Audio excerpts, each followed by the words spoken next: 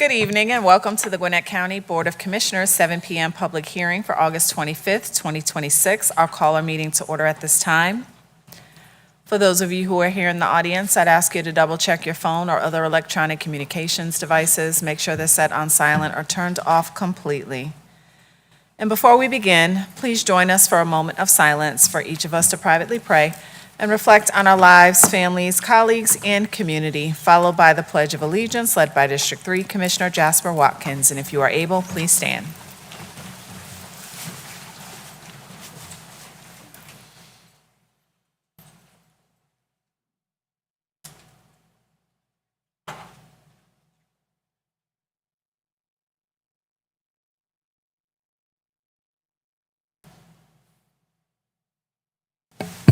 And now for the Pledge of Allegiance. I pledge allegiance to the flag of the United States of America and to the republic for which it stands, one nation, under God, indivisible, with liberty and justice for all. Thank you.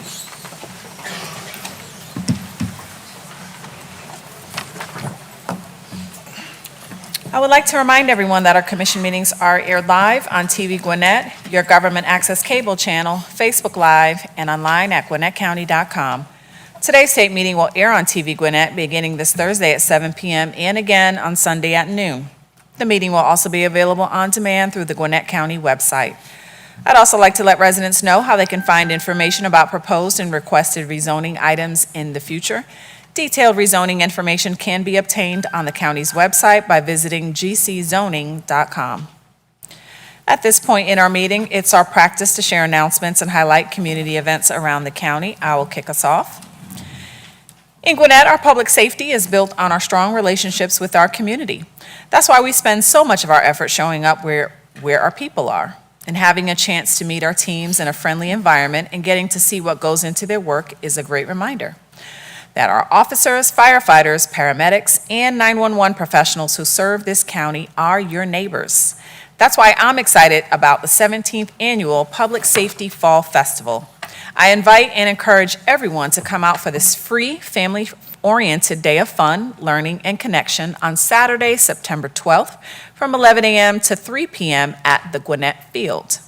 This is a family-friendly event, and it's your chance to connect with local responders, explore interactive public safety displays, and enjoy engaging activities for all ages, from kids to kids at heart. The Peach State Police Motorcycle Rodeo Competition is also coming back this year, so it's bound to be a great time. Your displays, demonstrations, and outreach efforts are what make the festival impactful and memorable for families we serve.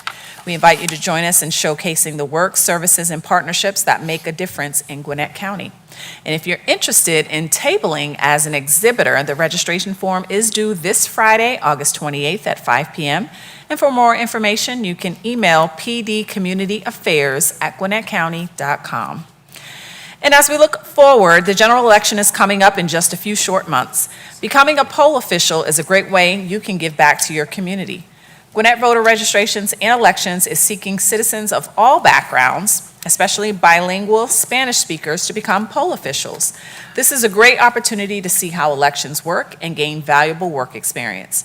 And you can also earn up to $440 per election. So interested citizens are encouraged to apply at gwinnettcountyjobs.com. And that concludes my announcements. And with that, I will turn it to Commissioner Cardin to share highlights in District 1. Thank you. District 1 currently has an opening for the Animal Control Hearing Board. Applications are due Friday, August 28th at the end of the workday.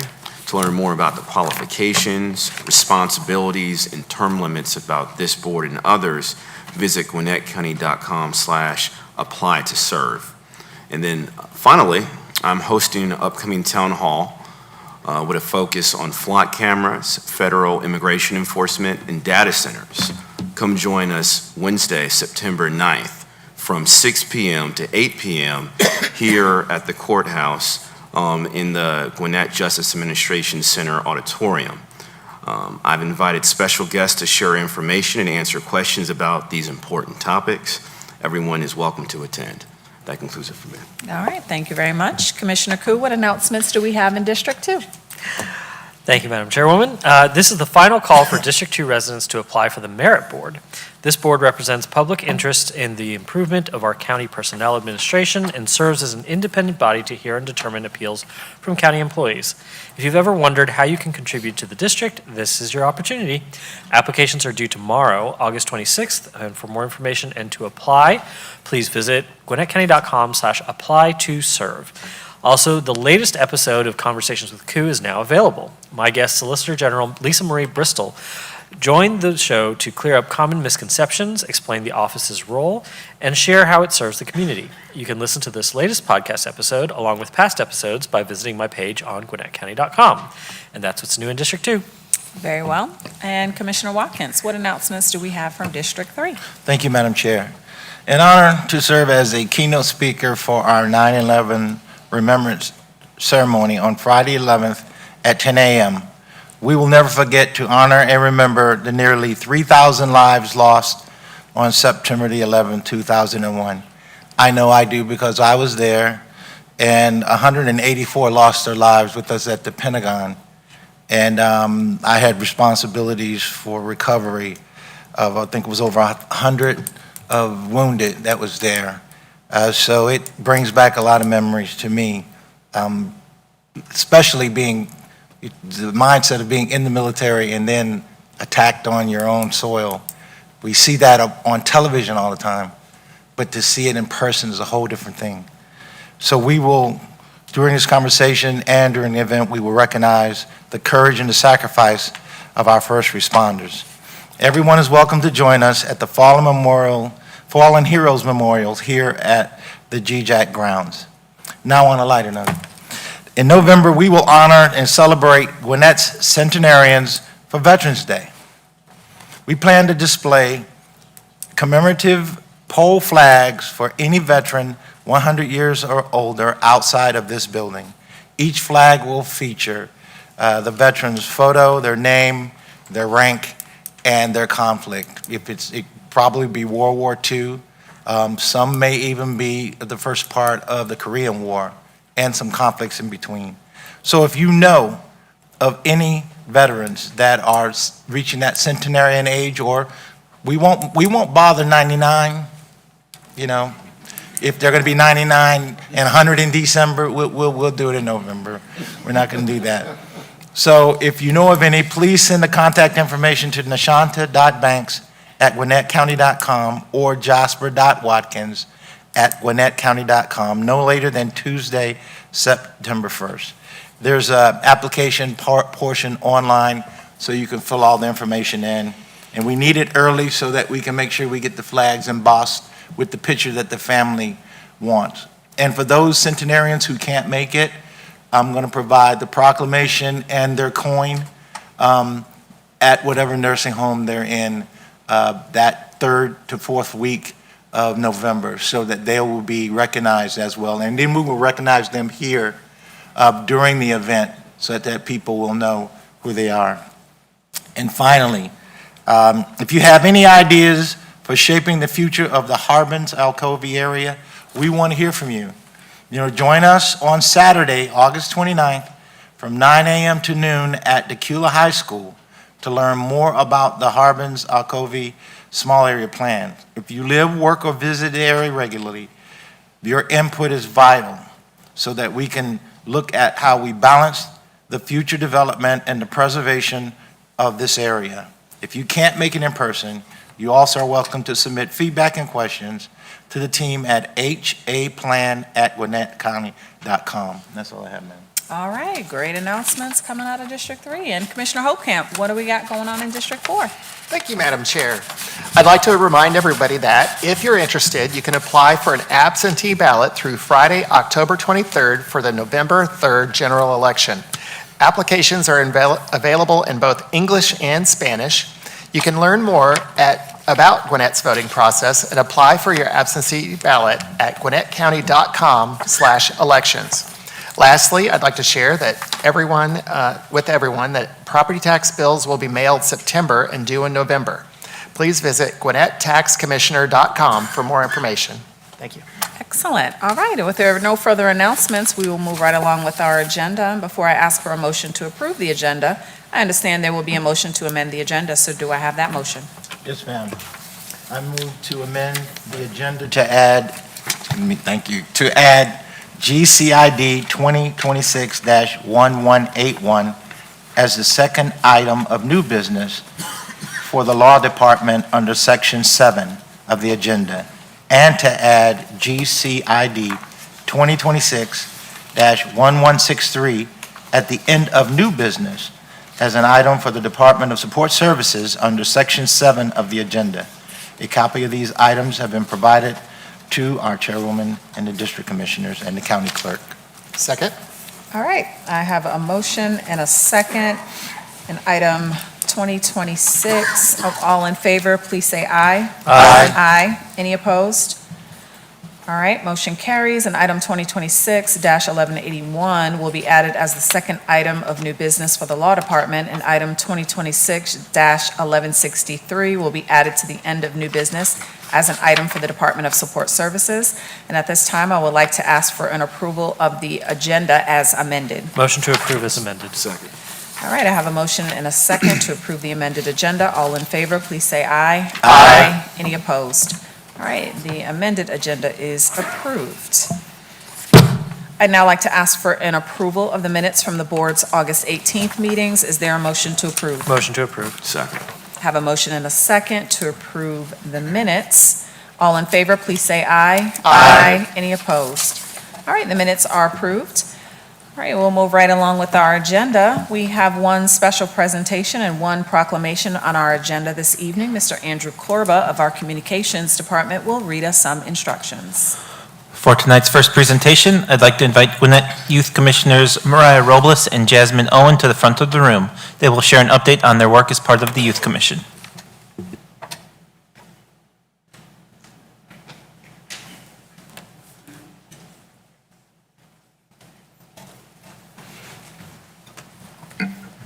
Hello, fellow Gwinnetians.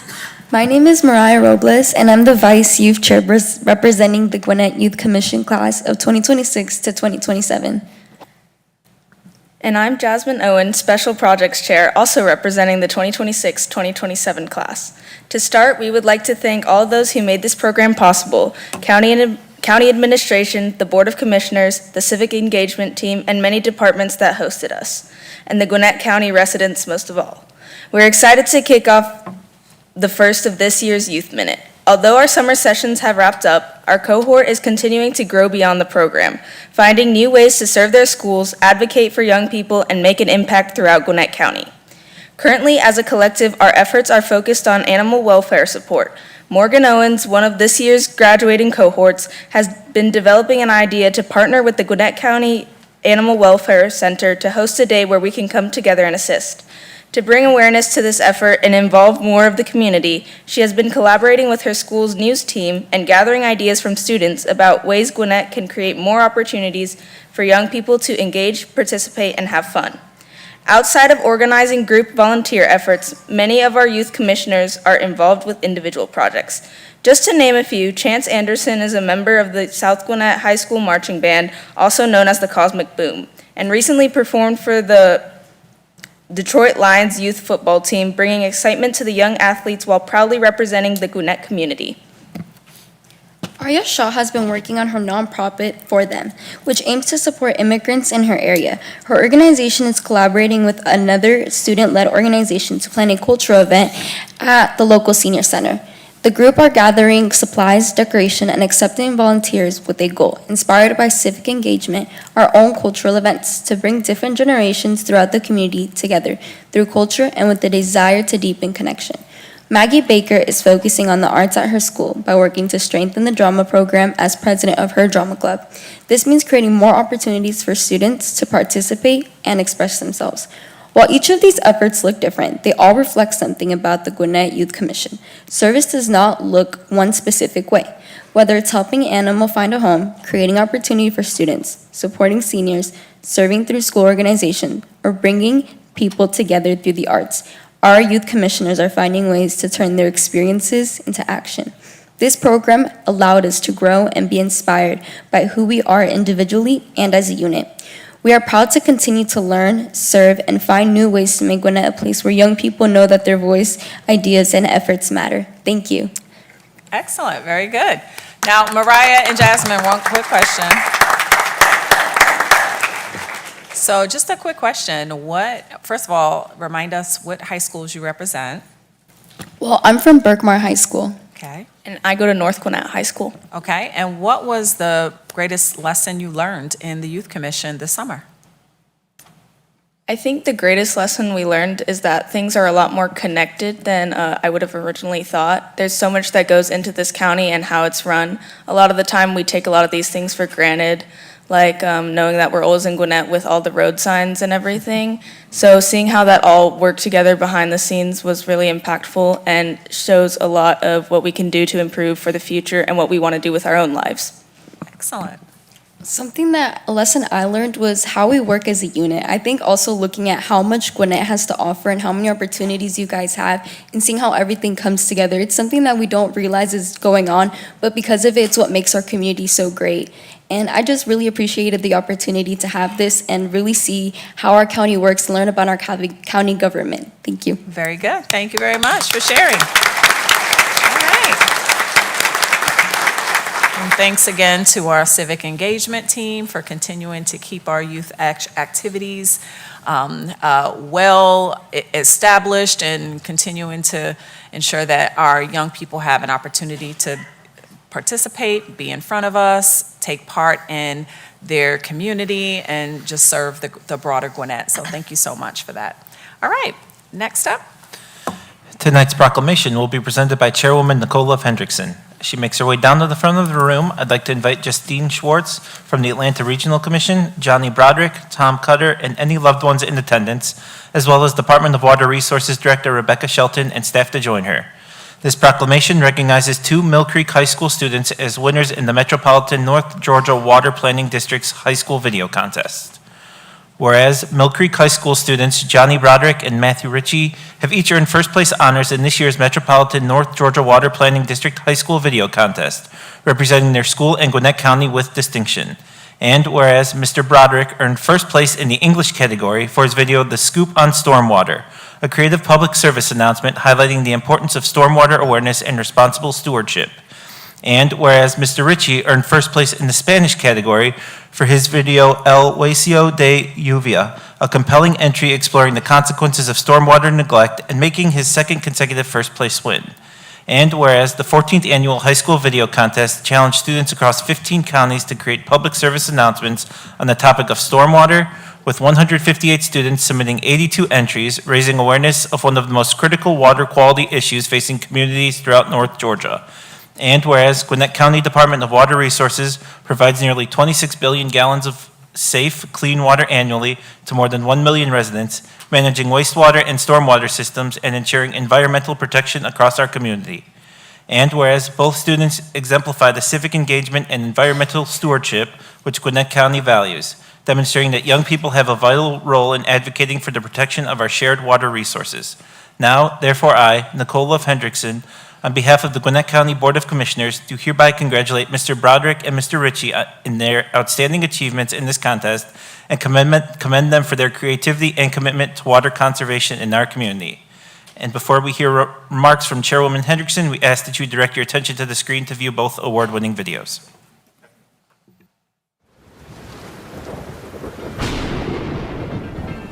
When a storm comes around, you may think of them as dangerous and scary, but they provide us with a very valuable resource, stormwater. But stormwater also comes from light rains like this, and melting snow like this. The reason why stormwater is so important is because it hits watersheds, which direct the water to places like Lake Lanier and rivers. And we use that water for bathing, swimming, and drinking. Without stormwater, all of our lakes, rivers, and ponds would dry up, leaving us with no water to use for ourselves. However, too much stormwater can also be harmful. When stormwater is improperly managed, it can flood low elevation areas, damage infrastructure, and cause pollution. This happens because when we replace dirt with concrete, that stops the water from soaking into the ground, which makes almost all of it run off into flood zones. It's important to manage stormwater, and some of the best ways we can do that is by installing rain barrels, replacing concrete with pervious concrete, and building rain gardens. For more info, you can visit northgeorgiawater.org. El juicio de la lluvia. Lluvia, acusada de inundaciones, basura en ríos y caos en las calles. Cuando la lluvia cae sobre techos, carreteras y concreto, no se filtra, corre por la ciudad y puede arrastrar contaminación. Objeción, la lluvia no es villana, el problema es cuando no le damos un buen camino. En Metro Atlanta, más del 99% del agua viene de ríos, arroyos y embalses.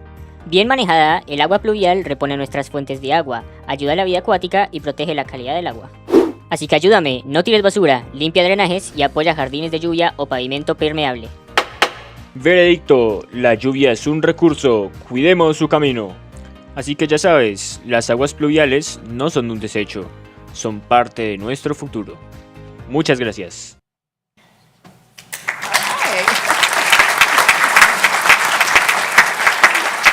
A round of applause for those excellent, well done videos. Very well done, nicely done, absolutely. And tonight I'm so excited to celebrate not one, but two Mill Creek High School students for first place wins in the Metropolitan North Georgia Water Planning District's high school video contest. Johnny Broderick, who is here with us this evening, won first place in the English category, and Matthew Ritchie is now a two-time first place winner of this contest in the Spanish category. He unfortunately couldn't be here with us this evening, but we applaud him nonetheless. These recognitions say a lot about the young talent here in Gwinnett County. And out of 82 entries from 158 students, Johnny and Matthew rose to the top of this regional competition. And as the chair of the Metro North Water District Planning District's governing board, these phenomenal wins give me bragging rights among my colleagues year after year. So I'm always proud to celebrate Gwinnett anytime we shine on the regional stage.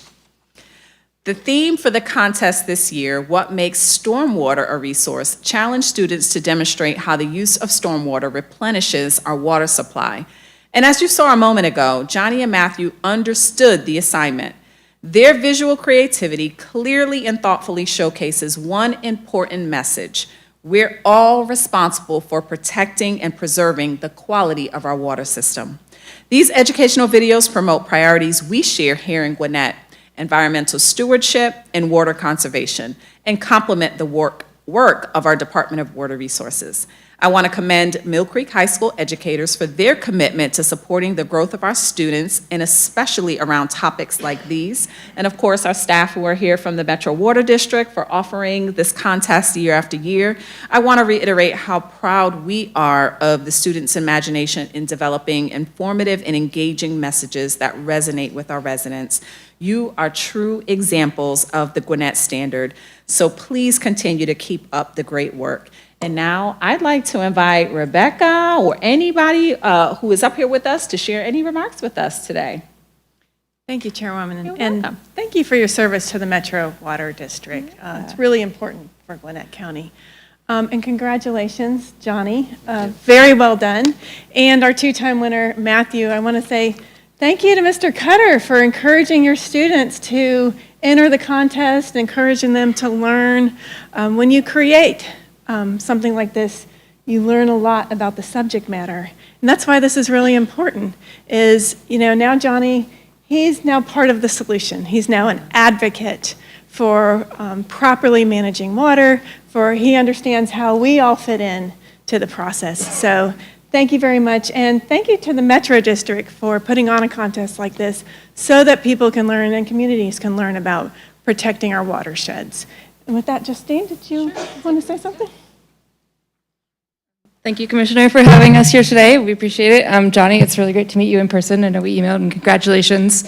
I have a unique job of trying to teach people about difficult and boring subjects. When I talk about my job, people's eyes usually glaze over.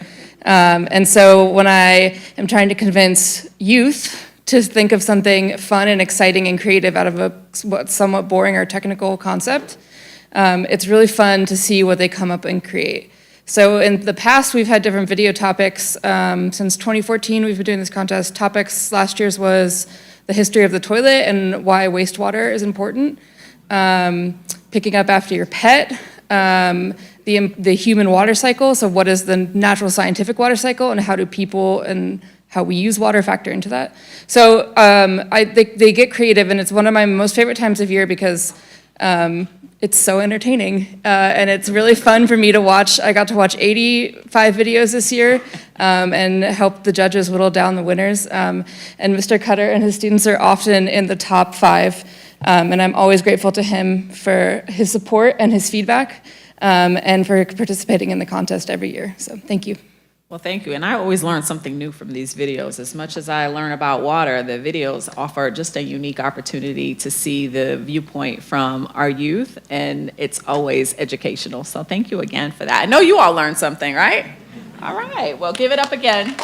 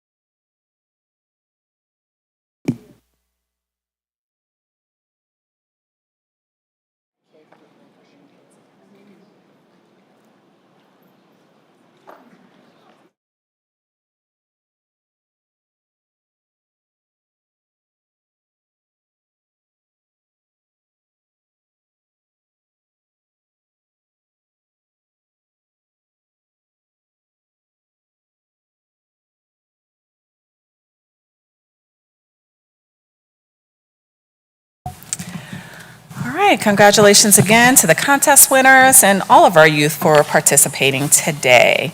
Now it is time to move into the public hearing portion of our meeting, but before we begin tonight's public hearing business, I have a few things to read into the record. In order to help everyone have an equal opportunity to be heard and minimize distractions for the audience and participants, I'll ask again to please silence or turn off all portable communications devices at this time.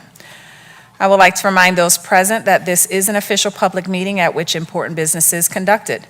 The Law Department has advised commissioners that audience outbursts, including applause, have been used by the courts to overturn zoning decisions.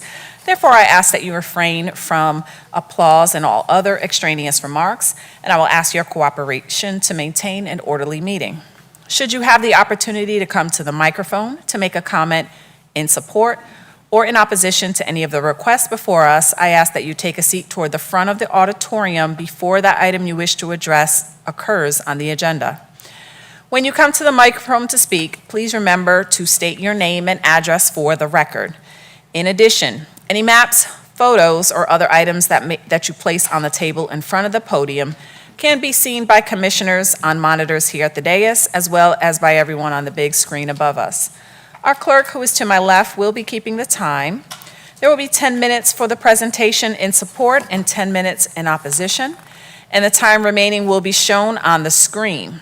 If commissioners ask questions of you during the process, it will not take away from your presentation time, and the clerk will adjust for it. I appreciate your helping us with that, and we will move along into the meeting. The first thing we do before we hear individual cases is allow commissioners to table any cases that will not be heard this evening. That way, if you are here for those cases, you don't have to stay for the meeting unless you wish to. But with that, I will turn it to Commissioner Cardin first to see what items he has to table. I have no items to table this evening. Okay, Commissioner Koo. I have no items. Commissioner Watkins. No items. Commissioner Holtkamp. No items. All right, so we will be hearing the full agenda today. So with that, we will begin with our first new business item with the special use permit request. If you will please read that first item into the record. 2026-1100, SUP 2026-10, applicant Khair Desai, owners Venkata Rajesha Indurthi and Sri Guru Am LLC, 828 Rock Springs Road, special use permit in an R100 zoning district for a group personal care home, 3.51 acres, District 4, Commissioner Holtkamp. Is the applicant here for this request? Okay, and is there opposition? Okay, if you can make your way down. All right, Ms. Chen will give us background on the case, and then we'll open it up for the applicant and then invite those here in opposition to speak. Yes, good evening, Chairwoman and the Board of Commissioners. The special use permit is for a group personal care home. A family personal care home serving 6 customers has been in operation since 2025. The special use permit will allow an increase in the number of residents to 11. No site or external building modification are proposed. The proposal is compatible with surrounding residential uses. The Unified Plan indicates Neighborhood Traditional Plus, which envisions a variety of residential development. The proposal aligns with the policy and intent of the Unified Plan. Staff and the Planning Commission recommend approval with conditions. Thank you. All right, we'll invite the applicant up.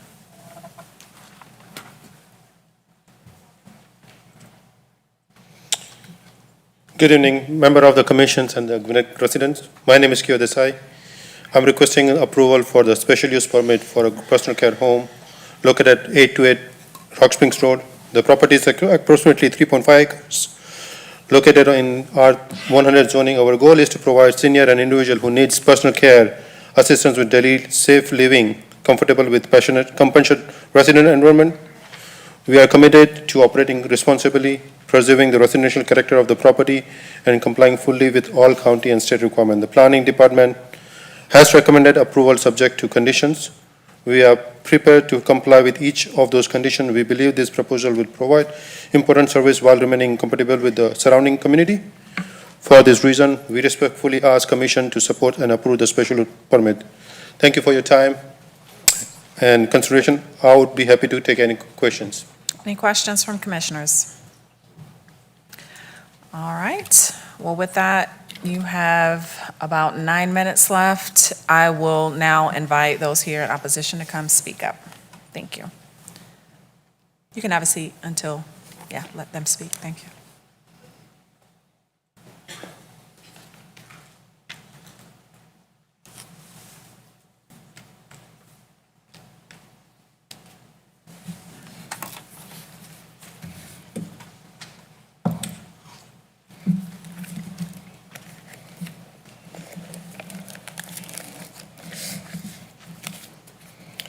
Good evening. Good evening. My name is Leon Davis. I'm a resident at 2985 Heatherstone Way. That's Lawrenceville, Georgia. That would be 30043. I'm a resident that has a property that is approximately less than 1,000 feet from the property that has requested for this rezoning, for additional zoning.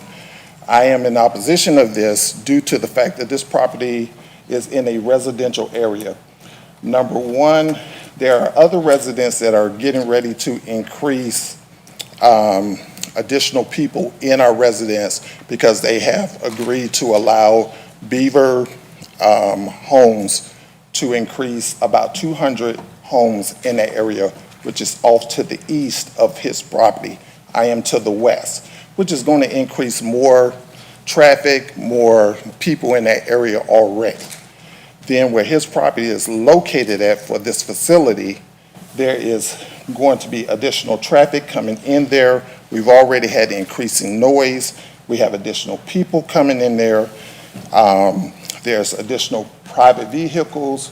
We have had all kind of noises for just commercial vehicles, trash cans, trash vehicles coming in, for moving vehicles.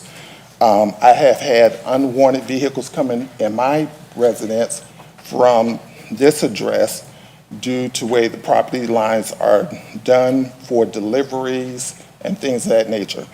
Approving this would increase this already for me. I am a disabled vet that has just bought a property about the same time that he did. I bought an acre and a half just to be able to relax in this residential area. Increasing this from the amount of people that he currently has will increase the amount of people that are there, increase the traffic that is there. I'm opposed to this, and I'm asking that y'all will reconsider it, at least until the additional 200 residents that's going to be coming. Let them also have some say-so in it, because it seems like he's trying to push this into existence before they even have any say-so, and also myself. Thank you for your time. Thank you. Any questions? Okay, I will, thank you, sir. Thank you. Thank you. I will invite the applicant back up if you wish to address these concerns. So, most of the time, the residents that they move in, they are disabled, they are disabled, so they don't have any, once they move into the house, there is no cars, there is no other traffic, that impacts the current state right now. We have already 6 residents, and I'm looking for 11 residents where they would be, most of the time when the couple comes in, we deny them because the couple cannot stay in a room together. That's the reason we are asking to increase the capacity. Also, the FedEx, that's a normal delivery. We don't have any major other services that would impact or increase the road traffic in this particular area. Okay, thank you. I have a question for you. Yes. So it says you're going to have 24-hour care. Do you currently give 24-hour care? Yes, we do currently do 24-hour care. And so when you do go up from 6 to 11, will you have to add any additional staff members? No. No? No. Okay. All right. That's all I have. All right, just a question for staff. Have there been any code violations reported on this property? No, there's none on file. Okay, thank you. All right, any other questions from commissioners? All right, with that, I will close out the public hearing for this case and ask for a motion. Yes, Madam Chair. I move to approve SUP 2026-10 with the Planning Commission recommended conditions. Second. I have a motion and a second to approve this item with the Planning Commission recommended conditions. Are there any discussion? All right, hearing none, all in favor, please say aye. Aye. Any opposed? All right, and that motion passes. Thank you very much. That brings us to the top of page, thank you. This brings us to the top of page 2 with our next special use permit case. If you will please read that into the record. 2026-1101, SUP 2026-12. Applicant Fountain Church GA Inc., care of Anderson Tate & Carr, PC, owner Fountain Church GA Inc., 5282 and the 5200 block of Moore Road, special use permit with concurrent variances in an R100 zoning district for a place of worship, 7.65 acres, District 4, Commissioner Holtkamp. All right, is the applicant here for this? Okay, I was looking for you. Is there opposition? Okay, as I see none, I will ask Ms. Chen to give us background on the case and then invite the applicant up to speak. Yes, the special use permit is for a place of worship, which includes a 23,000 square foot building that contains a sanctuary, classrooms, office, and assembly spaces. Building material consists of brick, stone, and metal panels. The property is surrounded by residential and institutional uses, including several places of worship across the street. The Unified Plan indicates suburban residential, which envisions residential development. Although institutional use are not recommended, a place of worship is compatible with surrounding uses. The applicant is also requesting 2 variances regarding structure setback and building facade. Staff and the Planning Commission recommend approval with conditions. Thank you.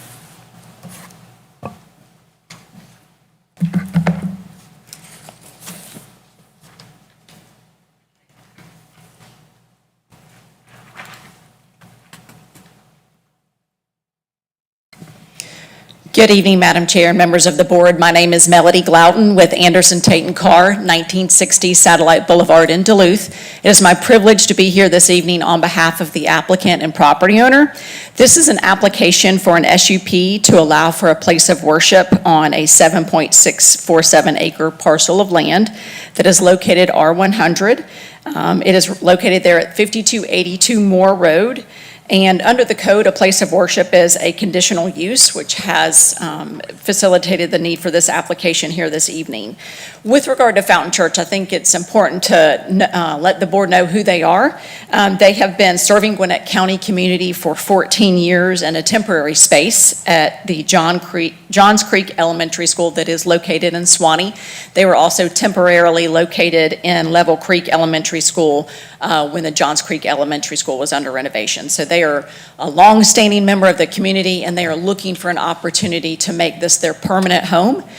They do own the property, and so we are here this evening to request that SUP for the construction of a two-story building that is approximately 22,000 square feet, just a little over 22,000 square feet. It would include the sanctuary, offices, assembly gathering spaces. We would have 175 parking spaces along with some EV parking spaces as well. We would maintain the 20-foot wide buffers along the western and eastern property lines and a 50-foot buffer on the northern property line.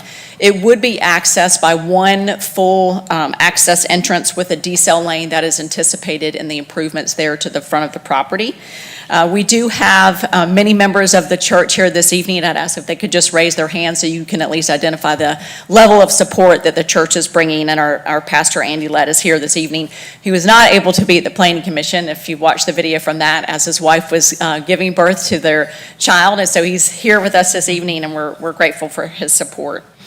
So this site it does have some topography challenges. There is a pond and a stream and some associated buffers, but we are asking to develop this property so that we can, again, bring a longstanding member of the community and have a permanent home for them.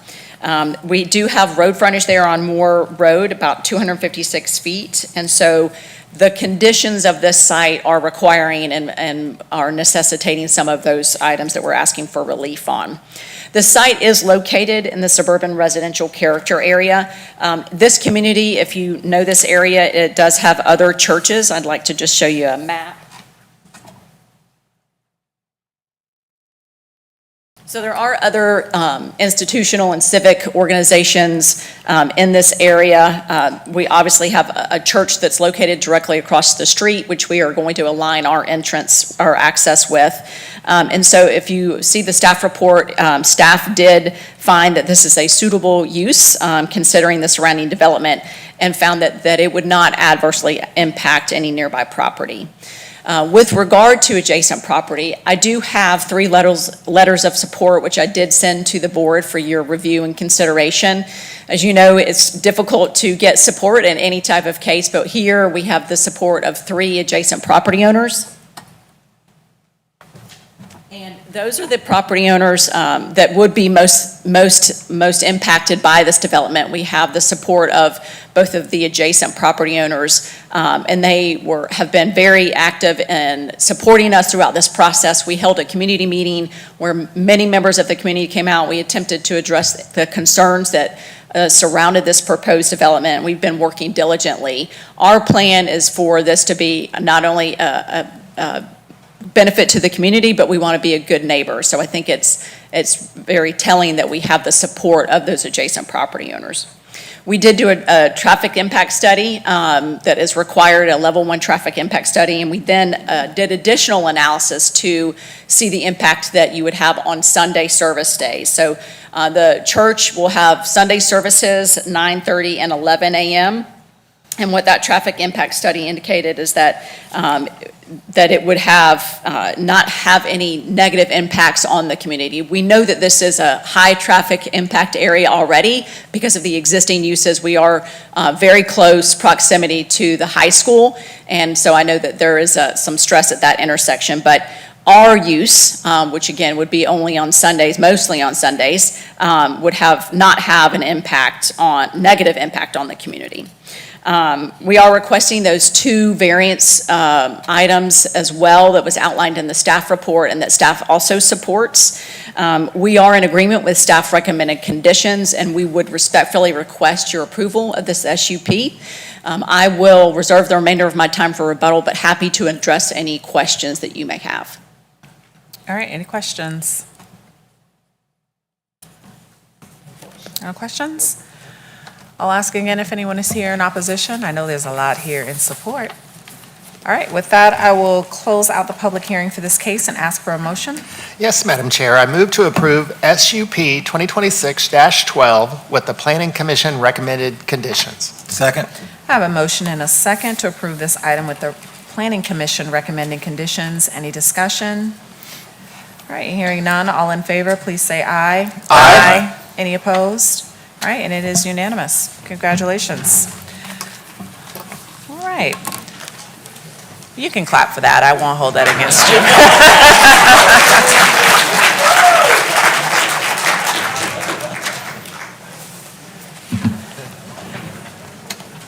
All right. That brings us to our rezoning cases. Very exciting times.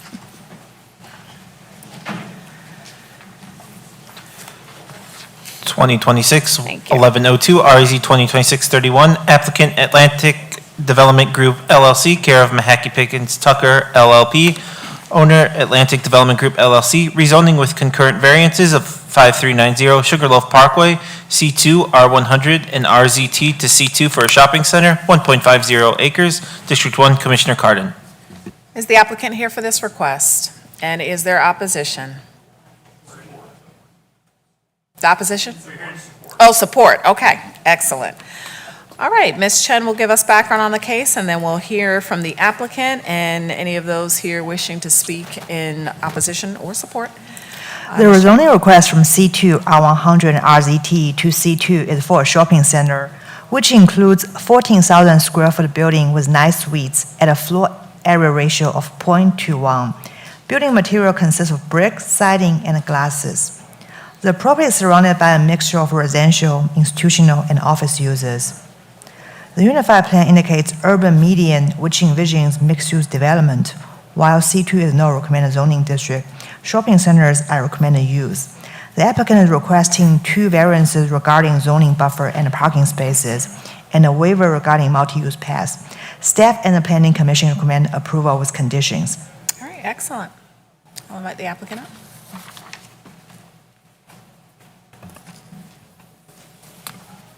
Good evening. My name is Tess Shaheen. I am here on behalf of the applicant. My address is 1550 North Brown Road, Suite 125 in Lawrenceville.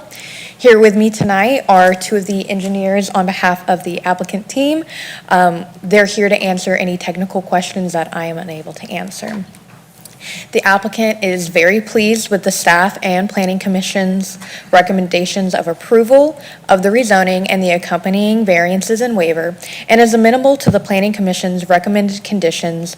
However, there is one small change that we would like to make to condition 4A, and this is to be able to provide a right-in, right-out access on Sugarloaf Parkway, as shown in the site plan submitted with the application. This is the applicant's preference. However, we will defer to the wisdom and the judgment of the board in this matter. And please note that both the entrances will be subject to the review and approval of the Gwinnett DOT prior to obtaining the certificate of occupancy as stated in the condition language. Now, for a high-level overview of this development, the development will be compatible with surrounding uses. The area is dominated by a mix of office, institutional, and residential uses. And the shopping center will consist of multi-tenant retail, as well as a restaurant that will be developed with attractive architectural elements. The proposed development is also in conformity with the policy and intent of the 2045 Comprehensive Plan, and the urban medium future development type includes shopping centers as a recommended use. And with that, the applicant respectfully requests that you approve the rezoning variances and waiver with the applicant's revised conditions, and I will reserve the remainder of my time to answer any questions and for rebuttal. All right, any questions? Did you say a mix of residential and commercial uses? No, sir. Oh, okay. I misheard. All right, any other questions? I guess, to be clear, what you're requesting is a change to staff recommend, or condition number 4A, right in, right out entrance, correct? Correct. As it stands, we have a right-in, right-out entrance on Atkins, but only a right-in on Sugarloaf, and so we would like the Sugarloaf entrance to be changed to a right-in, right-out as well. Okay.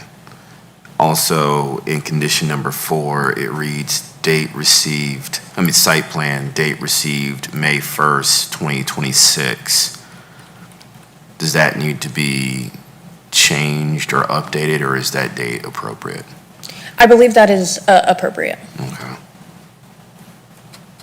And just throwing that out there too, in that same sentence or right below it, it says subject to the review and approval of the Gwinnett County Department of Transportation. So any change made to 4A regarding the right-in, right-out, it would still need an approval from the Gwinnett DOT. Yes, and we have been speaking with them in preparation for today's meeting. They are currently on board. Of course, if they change things later on through permitting, that's a later decision to be made. But as it currently stands, they are on board and in favor of the right-in, right-out access on Sugarloaf Parkway. Now I have a question for staff. Quick, Matt, do you have any thoughts or concerns on the proposed change to 4A? No, I'm comfortable with the change. I have a question for staff. Why was it originally written as a right-in only entrance?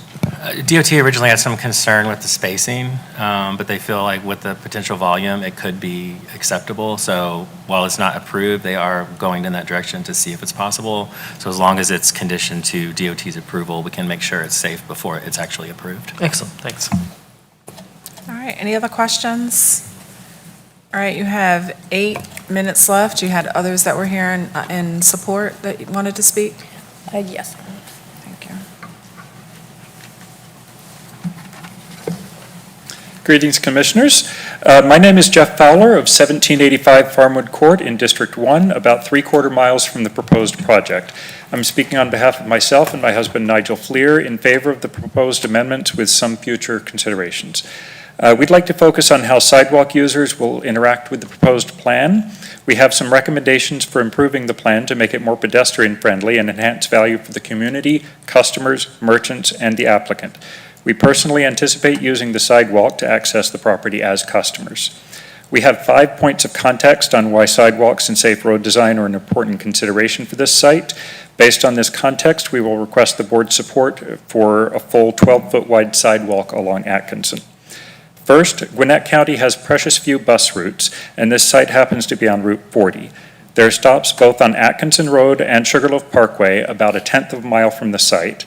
In particular, the stops on Atkinson are more natural choices for patrons of the property than the stops on Sugarloaf due to Atkinson's lower traffic and better shade.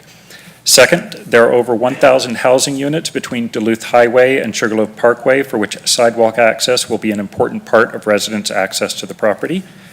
Third, about 90% of Atkinson Road will already be a fairly comfortable and popular pedestrian route. The traffic volumes are low, there are few commercial trucks, and the sidewalk is well set back along most of the road. However, as noted here, there is no sidewalk between Willow Point Drive and the property, about 580 feet. Fourth is the future Gwinnett Piedmont pathway that will pass along the right-of-way under Georgia Power Lines, 0.2 miles from the proposed project. The Piedmont pathway is an exciting proposed county-funded multi-purpose bike and pedestrian walkway to extend directly from Norcross to Decula via Lawrenceville. As a core element of the countywide Trails Master Plan, it has the potential to leverage features from Atlanta's tremendously popular downtown Beltline Trail. The project site will be a welcome pit stop for a good number of future users. And fifth, Gwinnett Technical College is in the backyard of this site with an enrollment of over 10,000 students. Our request is that the board approve this rezoning with the context of near-term connection all the way from Sugarloaf along the new deceleration lane to the future Piedmont pathway. This means a full 12-foot wide sidewalk in the county right-of-way with crosswalks aligning as straight to the sidewalk as possible to be implemented via the permitting process, future applications for adjacent property, and a future county project request. We will be working with the planning department staff to support this effort. Thank you for your time and for your commitment to enhancing safety and quality of life in Gwinnett County. We're happy to answer any qualifying questions about our thoughts. Have you shared your proposal with the applicant? We were able to discuss with the applicant before Okay. tonight's meeting. Okay. And have they expressed support for the vision that you all have and working together on this? General support, we have not reviewed all of our presentation in detail with them. We're planning to work with them as well, starting immediately. Okay, excellent. All right, thank you. Thank you. Questions? Question/comment. Are you aware that in condition 4A, that it mentions 12-foot wide multi-use path along Sugarloaf Parkway. Yes, we are. That's along Sugarloaf Parkway specifically. We believe that with the volume that we anticipate along Atkinson, between the bus stops, the future Piedmont pathway, and for the residents, that section in particular will be valuable as 12-foot wide. We're not requesting 12-foot wide along the entire length of Atkinson, of course, but we do anticipate a future near-term need for the full sidewalk for that limited length. All right, thank you. Thank you. Thank you. All right, we invite the applicant back up.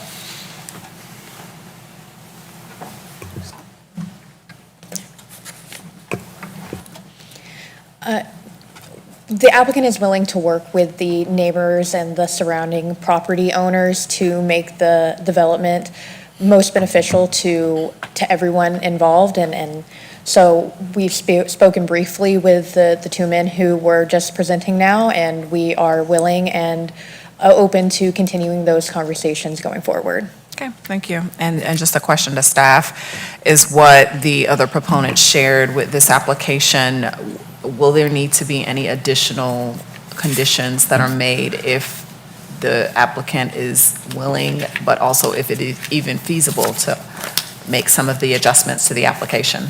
Right, I mean, that would depend on the applicant. They're meeting the requirement of the 5-foot sidewalk. I will say if there's a future plan to widen that, there is, does appear to be sufficient right-of-way in that area, so it could be a future plan, but at this time, the applicant's meeting the requirement with the 5 feet on Atkinson Road. Okay, but none of the requests would have to come back via a variance request? No. Or couldn't be written into conditions? It would not. All right, thank you. Do they need this, the waiver 3, where it's to reduce the multi-use path to 5 feet?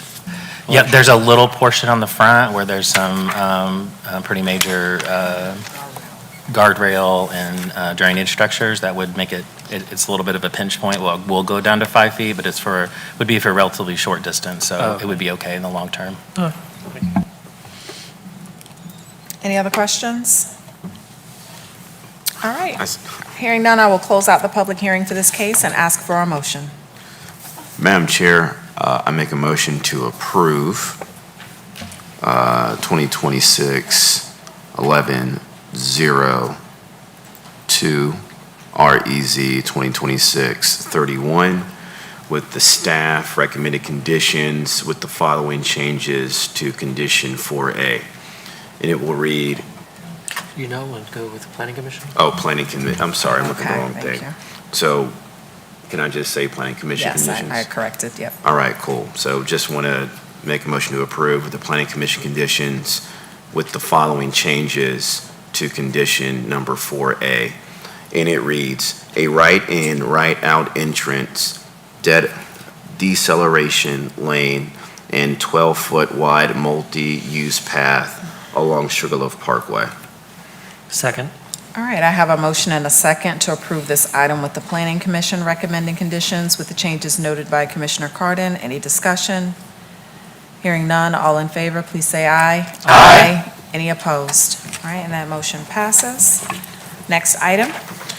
2026-11-03 RZ 2026-32 applicant BRS Properties and Investments LLC, care of Bullard Land Planning, owner BRS Properties and Investments LLC, rezoning with concurrent variance of 3633 Loganville Highway, RA 200 to R100 to C2 for a shopping center, 6.87 acres, District 3, Commissioner Watkins. And there's a related case, if you can read that following one as well. Is that? I'm sorry, that's the next two cases. I'm getting ahead of myself. All right, is the applicant here for this request? Yes, the applicant is here for this request. Is there opposition? Okay, all right. So Ms. Chen will give us background on the case, and then we'll hear from the applicant and those here wishing to speak in opposition. Yes, Chairwoman.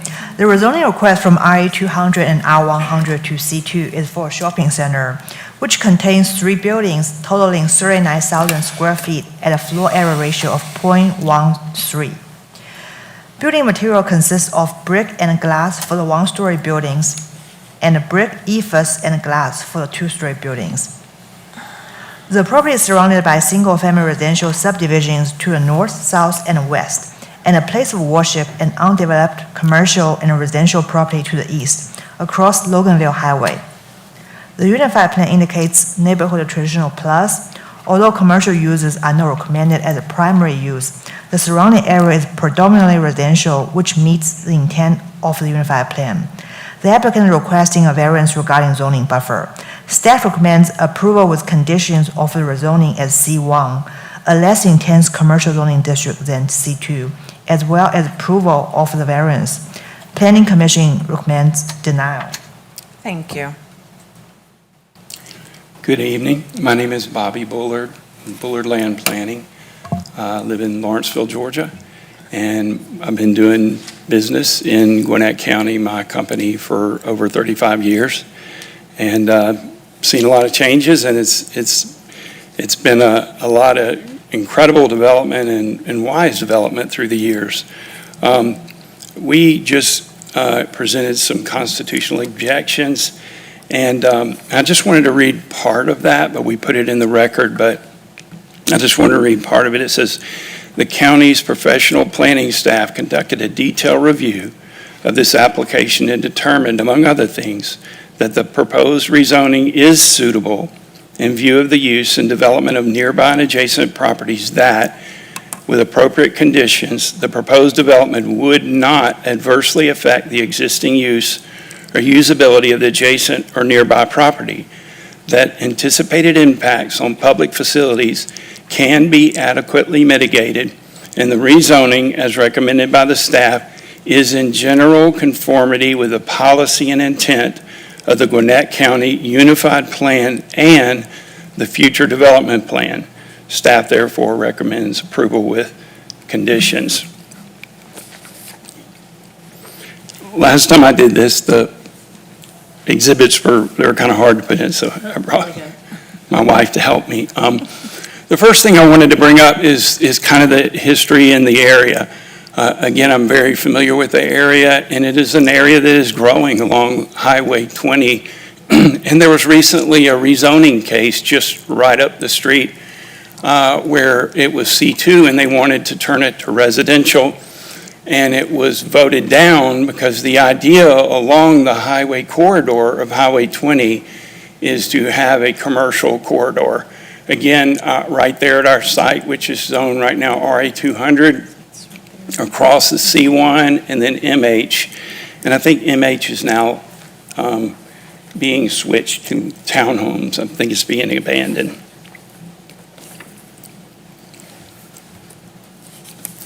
This is our current site plan that we submitted. Again, our client is here, and I wanted to get all the people in support here that are here with. Can you guys stand up or raise your hands? Appreciate y'all coming. They want to build a high-end retail development in this area. They want something very nice for the area.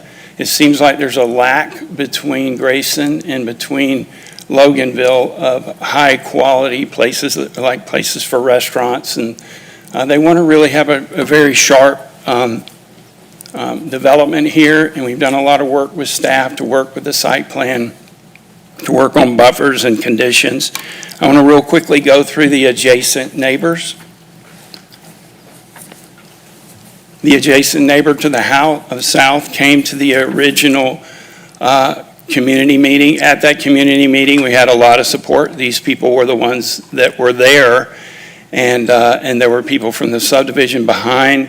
But this gentleman, Mr. Chris Holloway, has written a letter, and I'm going to give it to staff, but I'm going to read a part of it. I reside at 3675 Loganville Highway, which is the property immediately adjacent to the property under review. I'm aware of the proposed work to be performed on this site and requests being made for the setback variance to property grade to the property for parking space and curbing, etc. I have no direct objection to what you are asking Gwinnett County to approve, with the condition for rezoning being that you place a double row of staggered screening trees, a minimum height, well-built 6 to 8 foot tall privacy fence between my property and yours. Upon these conditions being met, you have my full support on moving forward with the development of your property. We go ahead and give that to them. You can give it to our clerk to my left. Oh, sorry. That's okay. Thank you. The second group of adjacents, again, they were very well represented at the community meeting. And to make it real clear, I just drew in the buffer. Okay, so there's a stream, so there's a 50-foot buffer from the bank, and then there's a 25-foot buffer or impervious setback from there. So altogether, there's more than 150 feet of very thick vegetation behind the property there. To the north, and again, this is the subdivision to our north. At the last meeting, many of them showed up in opposition, and none of them were at the original meeting. Evidently, the subdivision, at that time I did not understand why, but their subdivision is so new that a lot of them were not on the list that Gwinnett County has as far as the list. So that was a lot of it. So since that time, I know my client has worked hard to try to meet with the people over there and trying to meet even today. And they basically said, I have no interest in meeting with Bobby, which is me. They have no interest in discussing. But what we're going to provide, if you see that picture there, you can kind of barely see in the woods. That is their buffer, and we're going to add an additional 50-foot buffer, and an additional, on top of C1, we're going to add an additional 25-foot planted buffer. So between those houses and this area, there will be 100 foot of trees planted to buffer standards to protect whatever their view there. The next thing that was brought up was traffic. I want to real quickly.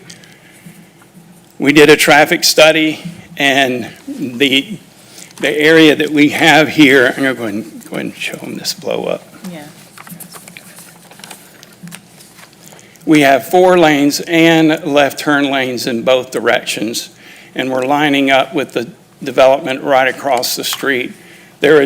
In our traffic study, there is absolutely no problem with that intersection with those left turn lanes handling this development.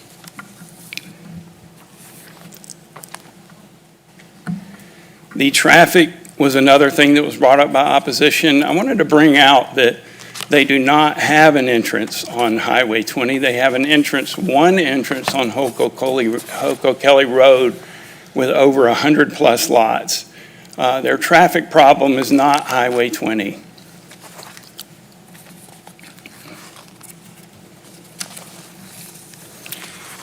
If we had been able to meet with them, like I said, I'm a land planner. I'm doing work all over North Georgia. And this is currently a plan we're working on in Walnut Grove, Georgia. It is a trend to work residential to work with commercial. So all over, the idea of working with residential and commercial and combining uses is being used.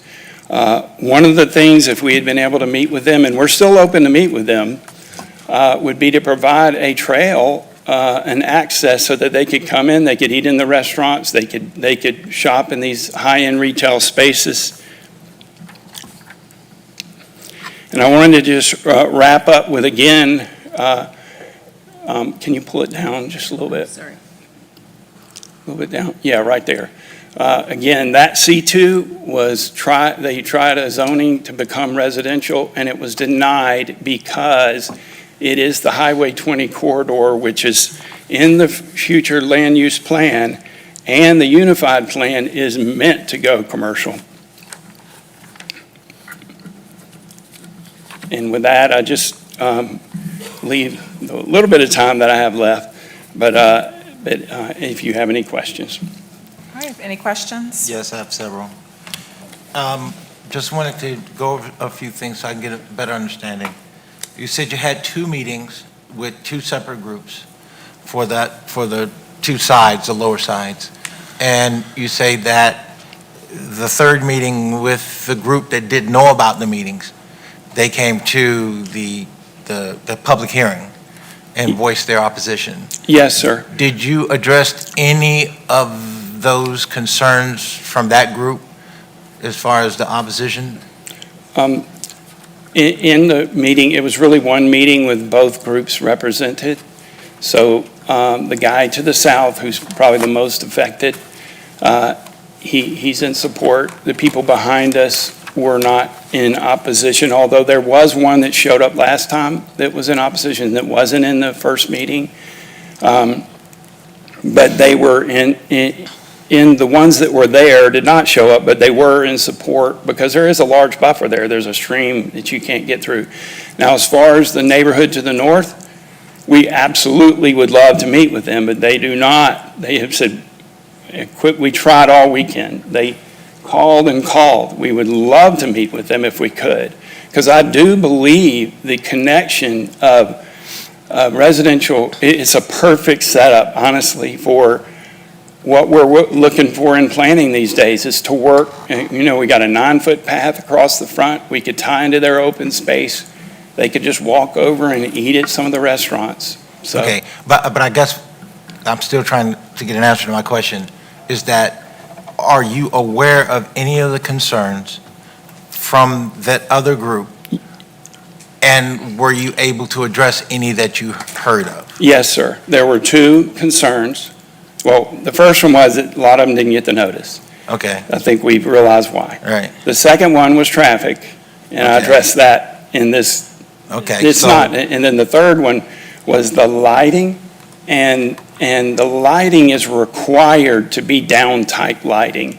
In the zoning code, it is required to not face it towards the neighbors. Plus, with a 100-foot buffer, it's not going to be an issue. There was another comment about the potential of odor of dumpsters, and I'm sure that this is going to be a high-end retail development. They're not going to have dumpsters that are going to be a nuisance because they won't. Okay, so my second question to you would be, just to get clarification, you said several times your traffic study, was this the traffic study that the county performed?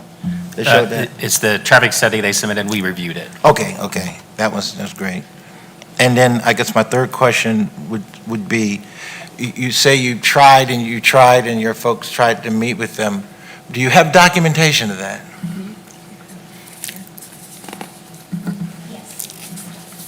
Okay. I have a text stream. In this documentation was of you all trying to get in touch with the third opposition group? Yes, we were trying to get you some solutions, some practical Well, solutions. ma'am, if you're going to speak, you have to come come to up. the podium and state your name and address for the record.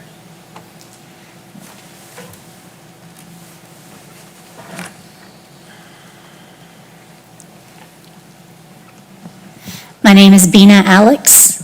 My address is 3005 Brookview Court, Alpharetta, Georgia. I am the spouse of one of the partners of this property. So yes, we came to understand that there were some concerns that a platform had not been provided for the concerns to be addressed. So I did reach out to one of the residents of the community and tried to, for all practical reasons, set up a meeting. We informed them that Bobby is available via Zoom, in person, and our requests had been declined. I'll pause there, see if you have any additional questions. That's all I needed. Okay. Okay. Thank you. That's all I have, Madam Chair. Okay, any other questions? All right, you got 52 seconds left for rebuttal. I'm going to invite those in opposition to come speak. And with that, I'll open up the floor. Please remember to state your name and address for the record. Hi, my name is Mabel Thomas. I live at 182 Sherrill Way, Loganville, Georgia. Thank you, commissioners, for meeting with us today. I won't take up too many of your times as my neighbors have prepared speeches. I just wanted to let you know that the exhibit of the screenshot that you just saw was from a text exchange between me and the owner, and it is not in completion. We were talking about many different things. And at that point, I was referring to the fact that we don't have enough notice at this point. You can't just talk to me about, changing something, giving me something to make me want to accept what's happening behind my house. They did not reach out to the whole community. They were just reaching out to me. So I wanted to just make you aware that that text message exchange is not in completion, and please don't make any judgment based on a screenshot that you saw. Thank you. Thank you. 10 seconds. My name is Rex Thomas, 182 Sherrill Way. I'm Mabel's husband. And this happened this past weekend. So, and like she said, that was not the complete conversation. They tried to reach out 2 days ago, or 3 days ago. That's all I wanted to say. I'm Fazal Biswas. I live on 242 Sherrill Way. I just wanted to mention I'm one of the leaders in this effort. I received no communication to meet with them. I also wanted to show this, that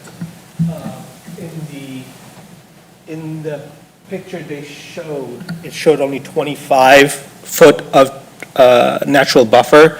As you go farther into the community, the natural buffer is actually, with the mature canopy trees, it's approximately 75 to 100 feet, as you see from that Apple Maps screenshot that I took.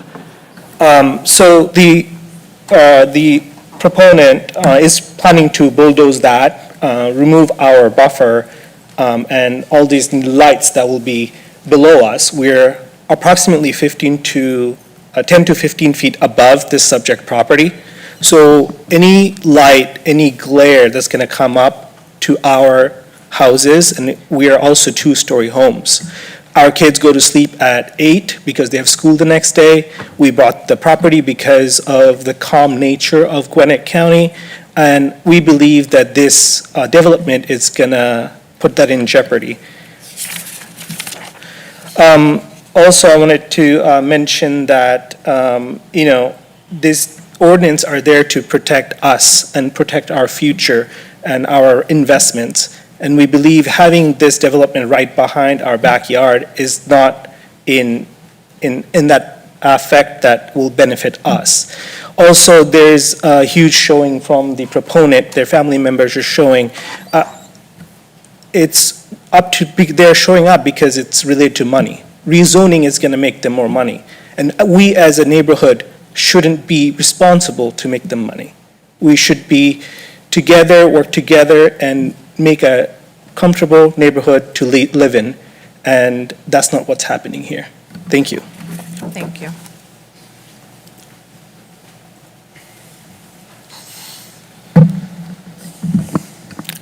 Good evening, Madam Chair and members of the board. My name is Danny Fernandez, and I'm a resident of the Bennett Farms community. I'm asking you tonight to deny RAZ 2026-32 and the associated variances that go along with it. I would like to touch quickly on something the proponent stated earlier, that we refused to meet with them. The request that I received to meet with the proponent's team was on Sunday.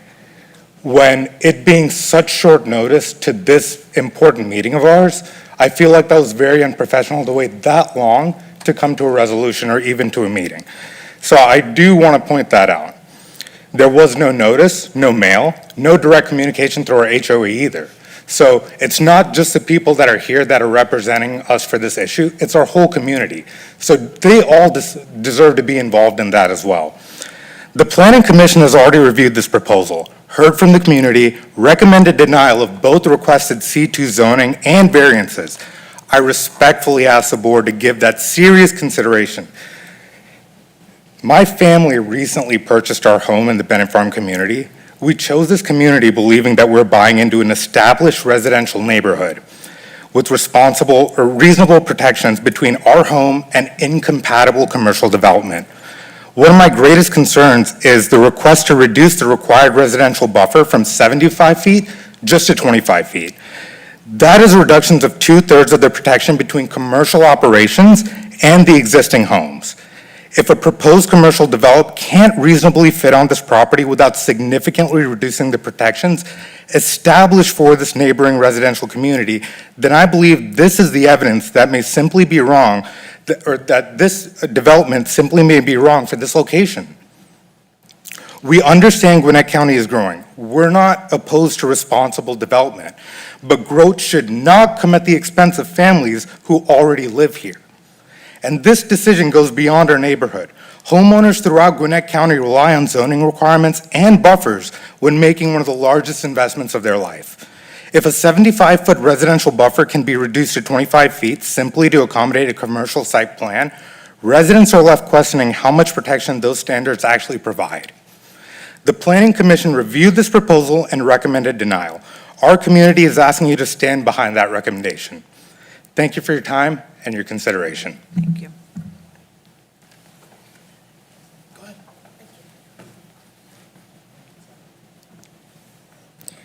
Good evening, Commissioners. My name is Antresa Knighton, and 2 years ago, my family intentionally chose this community as a place we wanted to raise our children. I work in Atlanta, and on the days I commute, which is most days, I spend up to 3 hours round trip getting to and from work. I willingly make that drive because when I come home, I leave the traffic, noise, lights, and density of the city behind. I don't make a 3-hour commute just to bring those things into my backyard. The wooded buffer they're asking you to reduce lines my property. It's where my children play. It separates our family from what could soon be restaurants, parking lots, lights, deliveries, dumpsters, and increased traffic. And with the creek running through this area, we're also concerned about what disturbing that natural protection could mean for stormwater and erosion. And I'm genuinely curious, if commercially zoned property already exists directly across the street, why are we rezoning residential land and then reducing protections for the families already living beside it just to make the project fit? At the last hearing, the developer mentioned meeting with 3 or 4 residents. There are more than 230 homes in our community alone. 3 or 4 people do not represent us. Our petition has 190 signatures. And that's especially significant because although our notice was dated in April, many of us didn't actually receive our notice until a week or 2 before the first hearing. So I'd also like to know, how are residents supposed to meaningfully participate in a process when we barely have time to realize there's a process happening? Despite that, 190 people made their voices heard. And I hope you hear them tonight, because we're the ones who will live with this decision. The developer can build this project and move on, but we can't. We'll still be here. When those restaurants close and when those parking lot lights are on, we will still be here. And when my children walk into our backyard, whatever remains of that buffer will be what separates them from all of it. So we're not asking Gwinnett County not to grow. We're asking you not to make the families who are already here pay the price for irresponsible growth. Please don't remove those roots that we put down just to make this development fit. I respectfully ask you to deny REZ 2026-00032. Thank you. Thank you. How you doing, Madam President? My name is Horace Went. I live at 172 Cheryl Way, right across from Mr. Thomas. At no point in time did anyone contact me. I am the very next house right next to Mr. Thomas. I've been there since February 26. At no point in time of last year did anyone contact me. I'm a retired veteran, come from Virginia here, serving 28 years. I brought my family down here for a better education. I've made the biggest purchase of my entire career. Our intent was to live in a community that embodied Georgia, and I think we found that. Through this course, we've been faced with our kids being rezoned to now a shopping center being in my backyard. When I open up my door, that is directly what I would see. So I ask you to deny this as you did before. This is the second time we've been told that the residents were notified, and in reality, it's not incomplete. right? As I stated, I am directly next to Mr. Thomas. At no point in time did anyone contact me or my wife, so I ask you to deny it, please. Thank you. Thank you.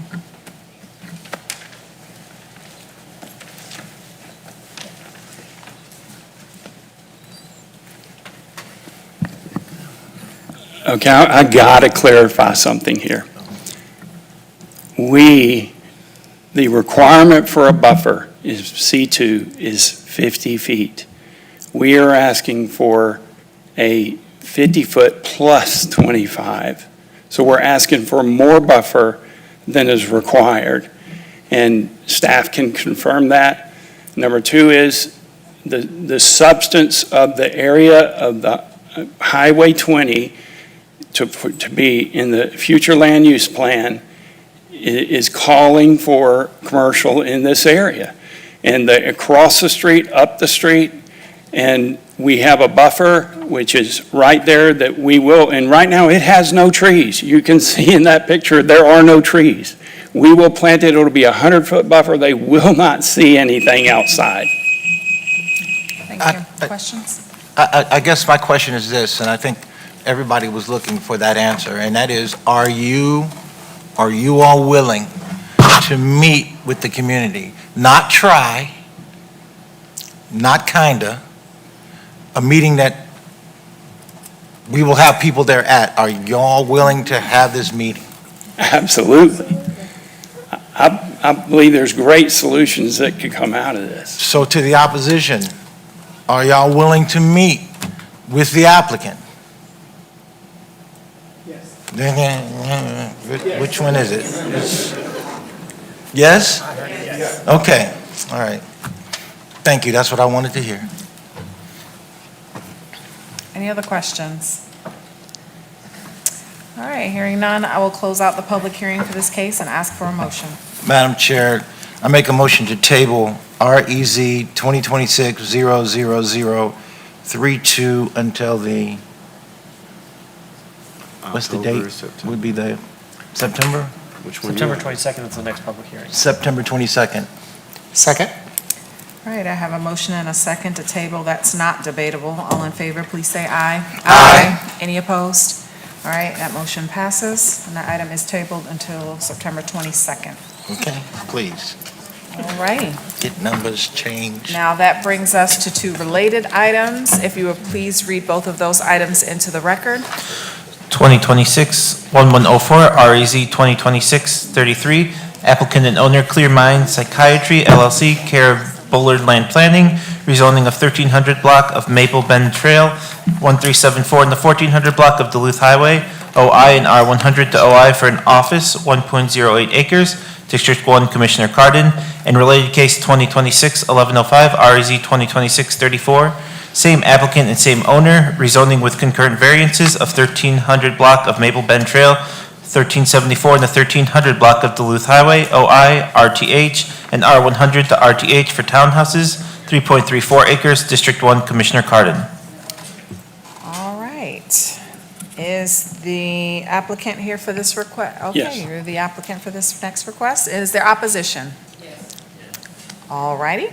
Ms. Chen will give us background on the case, and then we'll hear from the applicant and those here wishing to speak in opposition. Yes, there was only a request from OI, R100, and RTH to OI and RTH for office and townhouse development, which includes 3 office buildings and 17 townhouses. The applicant is requesting 3 variances regarding townhouse setbacks, orientation, and zoning buffer. Staff and the Planning Commission recommend denial. The applicant is requesting denial without prejudice. Okay, excellent. Again, we're requesting denial without prejudice. Okay. All right. All right.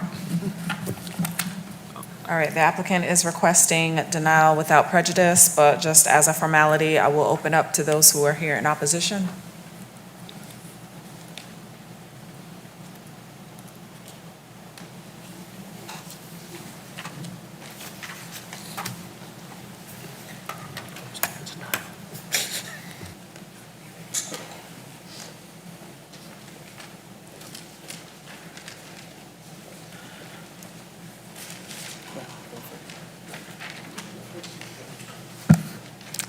Hello, everyone. My name is Manuel Gonzalez. I moved to this, my address is 1394 Maple Bend Trail. I moved there in 2001. I was a teenager then. I went to high school living in this area.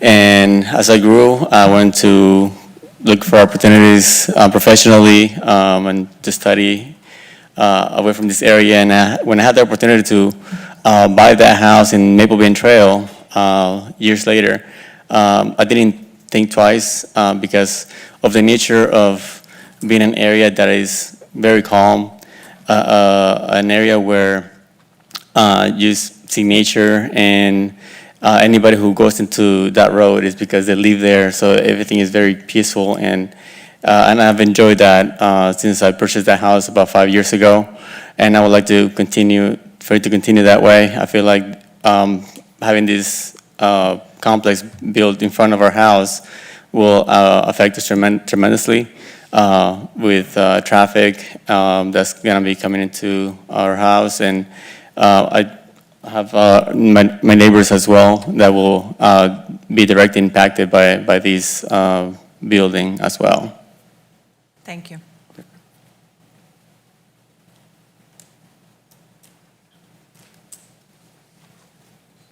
Hi, my name is Wendy Pernicharo. I live at 1364 Maple Bend Trail. That was our house is the first house they built on that street. It was the model home. We've been there for over 35 years. It's a no outlet, so you just come down and you leave.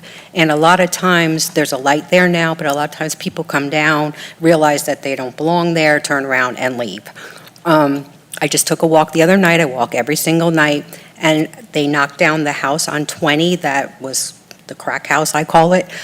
They finally knocked it down. Now I'm seeing a little deer every night crossing from that woods into our little subdivision.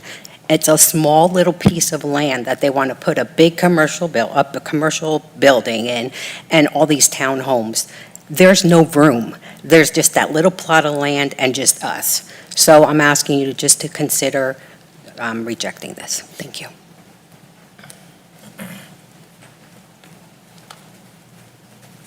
Good evening. My name's Veronica Hall. I live 1491 Omi Way. I live directly behind the subdivision that they are wanting to build the townhomes. I ask you to deny this. Duluth Highway is very busy already with a lot of traffic and accidents, and it's just bad for the area.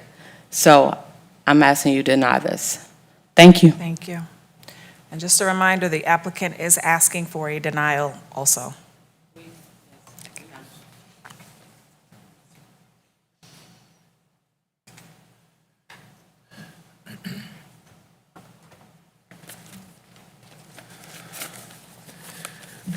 Martin Thomas, 1324 Maple Bend Trail. I took the liberty of sketching some of the houses in the area on here for clarity. The tract includes surrounded by single-family homes, and the reasonable and appropriate development of this property is more single-family homes. As proposed, our neighborhood will get a new roadway.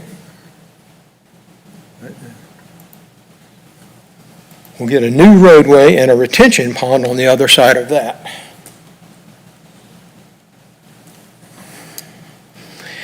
And there's to be a 14-foot decorative concrete wall around that retention pond.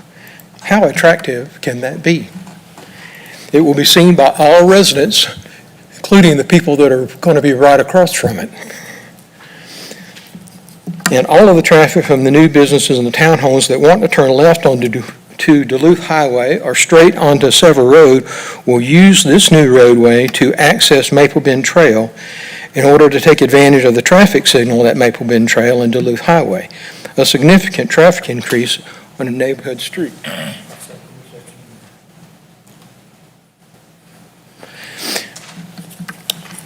My past experience with engineering and stormwater is that sometimes the plans work and sometimes they don't. If this is approved, please include a requirement that the developer is solely responsible for all future repairs and improvements needed to control stormwater and a means to enforce that requirement. If this development is to be approved, please do not allow the reduction of the required buffers affecting our neighborhood. It's not clear to me if any of the setback variances will affect our neighborhood, but if they do, protect us and do not allow these variances either. Please follow the Planning Commission recommendation and deny this proposal. Thank you. Thank you.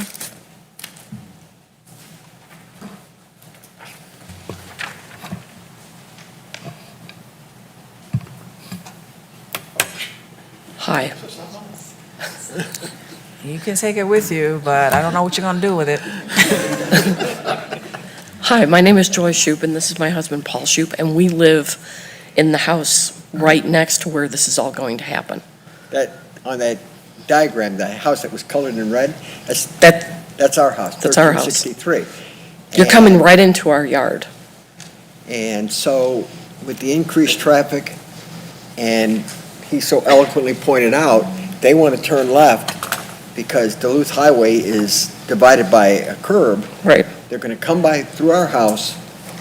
Right into our yard. Right by our yard, and then turn up there. And right now, it's very quiet, you know. Yes. Exactly. Yeah, we're this house right here, and so. We're going to be looking at this ugly situation. Well, we bought this house because of the trees and everything that surround our house. And I don't even know if they've addressed the flooding problem on the other side, and is that going to be diverted to our side of his development? Right. So we're asking for you to deny this. Thank you. For your time. Thank you.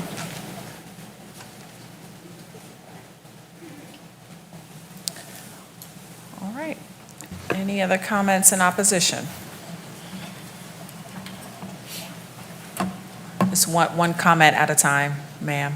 I think you already okay. spoke. Okay, It's thank you. Unless the applicant has anything further to add, I will close out the public hearing for this case and ask for a motion. Madam Chair, I make a motion to deny without prejudice application REZ 2026-33. Second. All right, I have a motion and a second to deny this item without prejudice. Any discussion? No, ma'am. Hearing none, all in favor, please say aye. Aye. Any opposed? That motion passes. And the next item? All right, Madam Chair, I make a motion to deny without prejudice item REZ 2026-34. Second. All right, I have a motion and a second to deny this item. Any discussion? No, Is this ma'am. also without prejudice? Oh, without prejudice, yes, ma'am, that's correct. Deny this item without prejudice. Any discussion? No, ma'am. Hearing none, all in favor, please say aye. Aye. Any opposed? All right, and that motion passes. That brings us to the top of page 3. We have our item of new business, which is our amendment to the UDO. I'm sorry, yes. We do Amendment. have one more zoning case. One more zone. Am I getting ahead of It's myself? the again? REZ 35. So the D1 show. Please read that next item into the record. 2026-1106, REZ 2026-35, applicant Sweetwater Acquisition Member 1 LLC, care of Sean Reinhardt, owner Duluth Sweetwater Acquisition 1 LLC, rezoning of 3555 Sweetwater Road, C2 to MRR for an independent living retirement community, 4.56 acres, District 1, Commissioner Cardin. Is the applicant here for this request? All right, and is there opposition? All right, Ms. Chen will give us background on the case, and then we'll hear from the applicant. Yes, the rezoning request from C2 to MRR is for independent living retirement community. In 2024, the property was approved as a congregate personal care home and provided service such as meal plans, housekeeping, activities, transportation services. Over the years, the establishment has reduced some of their scope and will be considered as independent living retirement community. The applicant recently purchased the property and is requesting rezoning to remove any ambiguity in zoning entitlement. No modification will be made to the site. The applicant plans to renovate interior units, common areas. All units will be restricted to household making up to 60% of the area median income. The subject property is surrounded by a mixture of commercial, multifamily, and institutional uses. The unified plan indicates urban high, which envisions vertical mixed-use development. Although MRR is not recommended zoning district, mid-rise apartments are recommended land use. Staff and the Planning Commission recommend approval with conditions. Thank you. Good evening, everyone. Adam Bex, 375 Northridge Road, Atlanta, Georgia. Before we get into the rezoning request, I want to touch a little bit more on the community Sweetwater Terraces. This is a 165-unit senior independent living facility in Duluth, Georgia, just off of I-85. And we recently acquired this community in May of this year after we won a scarce award through the Georgia State Agency. As part of our ownership, we plan on implementing nearly a $10 million rehab to the community and keeping rents affordable at the 60% area median income level. As noted, the scope of work, there will be no major changes to the site itself. It'll be primarily an interior rehab, including LVP flooring, granite countertops, and Energy Star appliances in each of the units, as well as upgrades to the common areas such as the theater room, the clubhouse, and the fitness center. Additionally, we have experience doing rehabs in Gwinnett County, including Mulberry Place, which was a $10.5 million rehab, Groves of Lawrenceville, which was an $11 million rehab, and Oaks at New Hope, which was nearly a $6 million rehab, all which were in the city of Lawrenceville. Once we complete the renovations to Sweetwater Terraces, we plan on operating the community as it has been for the past 18 years, which is an affordable, independent living facility for seniors in Gwinnett County. As to why we are requesting the rezoning, back in 2008 when this was originally developed, the original developer believed that the C2 zoning designation was the best for the independent senior living facility use. However, the C2 zoning designation does require that you provide services such as administering medicine. Those services have not been provided at the community since it was developed back in 2008. And we are requesting that we are able to continue to operate the community as it has been as a senior independent living facility and continue to provide affordable housing to residents in Gwinnett County. I'd be happy to answer any questions that anyone has. Questions? No, ma'am. No questions. All right, I'll ask again if anyone here is in opposition to this request. Yeah. All right, seeing none, I will close out the public hearing for this case and ask for a motion. Madam Chair, I make a motion to approve REZ 2026-00035 with the Planning Commission recommended conditions. Second. I have a motion and a second to approve this item with the Planning Commission recommended conditions. Any discussion? No, ma'am. Hearing none, all in favor, please say aye. Aye. Any opposed? All right, and that motion passes. Thank you. All right. Now, that brings us to the top of page 3 with one public hearing item for the Unified Development Ordinance. If you can read that item into the record.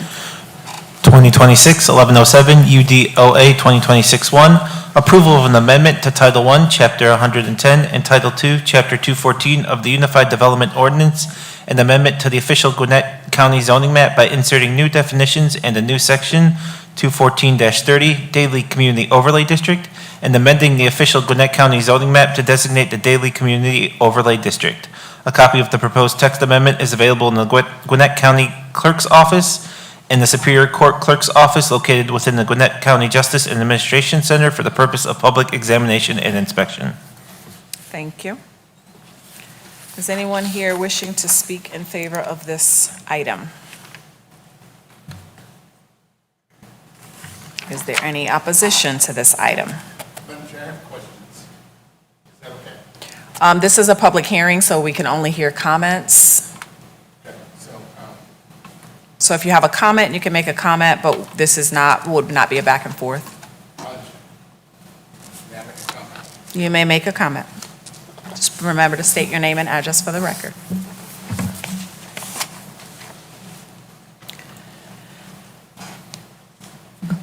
My name is Jeff Cleveland. I reside at 6737 Gunstock Lane, Tucker, Georgia, 30084. Chairman and Madam Chair, I got some questions about the opt-in part of the overlay and what exactly were the UDO changes that were being made. I had a couple of people call me and ask me to table the matter because they didn't understand exactly what was going on. I received some other information that basically said that this would not have an impact on the UDO or any of the residential parts of the UDO. I want to sincerely ask that we table it so we can take some time to look into it and see how it is in fact impacting the UDO. Thank you. Thank you. Thank you. Anyone else wishing to speak on this request? Do you have questions from commissioners? Yes, I have one of staff. To clarify, this change is adding these 3 overlay districts, and it won't have any impact on any existing overlay districts, other than taking away from the Gateway 85 piece, and it doesn't have any change to any of the other UDO provisions. That's correct. That's correct. So, Have there been public meetings regarding this item to educate the residents on what is all going into this? Yes, we've had extensive public engagement. We've had several opportunities to meet in person and virtually with all of the impacted property owners. We met with the CIDs. We obviously went to the Planning Commission. We also took this to the Development Advisory Committee, of which Mr. Cleveland is a member. And then we've also presented this to the Council for Quality Growth, the Home Builders Association, and a slew of other developer-related organizations. And do you anticipate doing any rollout of the changes, just to let folks know what's coming, how this is going to impact their properties, those that are residents and commercial? Yes, and the residents that have attended are very excited about this new tool for their future. We are planning what we're calling a developer day at some point to really get this out, not only to developers, the community to see. We'll also, at that point, be able to talk about all the changes to the economic development ordinance, the TAD policy, to really package together those new tools that we have to promote redevelopment in the areas where the county would like to see that happen. Excellent, thank you. Any other questions? Commissioners? All right, hearing none, I will close out the public hearing for this case and ask for a motion. Madam Chair, I move to approve UDOA 2026-1. Second. I have a motion and a second to approve. Any discussion? Hearing none, all in favor, please say aye. Aye. Any opposed? And it is unanimous. All right, that brings us down to our new administrative items of business with 2 items from our law department. If you would please read that item into the record. County Attorney Jenny Carter is here to present these items. 2026-1151, approval authorization for the chairwoman to execute a maintenance agreement with the Rowan Foundation, Inc. for the rights-of-way with the Rowan site. Good evening, Chairwoman and Commissioners. Good evening. In 2022, Gwinnett County partnered with the Rowan Foundation on the initial phase of roadway and associated infrastructure improvements within Rowan. Upon completion of the improvements, in 2025, the Rowan Foundation dedicated the rights-of-way to the county. The proposed maintenance agreement provides for the foundation to maintain the landscaping and approved encroachments within the rights-of-way at no cost to the county. Any encroachments within the rights-of-way would be subject to the approval of the Director of the Gwinnett County Transportation Department. The Rowan Foundation is currently proposing to improve the roundabout at the end of Rowan Parkway West in recognition of UCB's planned biopharmaceutical manufacturing campus. Respectfully request your approval. Any questions? No, ma'am. All right, may I have a motion? Motion to approve. Second. I have a motion and a second to approve this item. Any discussion? Hearing none, all in favor, please say aye. Aye. Any opposed? And that is unanimous. All right, the next item is the one that was added to the agenda. If you will please read that item into the record. 2026-1181, approval authorization for the chairwoman to execute a resolution extending a temporary moratorium on the acceptance of applications for certain zoning map amendments for properties located within the Harbins-Alcovy Small Area Plan Study Area. The Planning and Development Department is conducting community engagement events in conjunction with its development of the Harbins-Alcovy Small Area Plan. In February of this year, this board imposed a temporary moratorium on the acceptance of applications for zoning map amendments for the R75, R60, and OSC zoning districts in the Small Area Plan Study Area. The proposed resolution extends that moratorium through February 24th, 2027, to allow additional time for the plan to be completed and accompanying amendments to the Unified Development Ordinance to be adopted.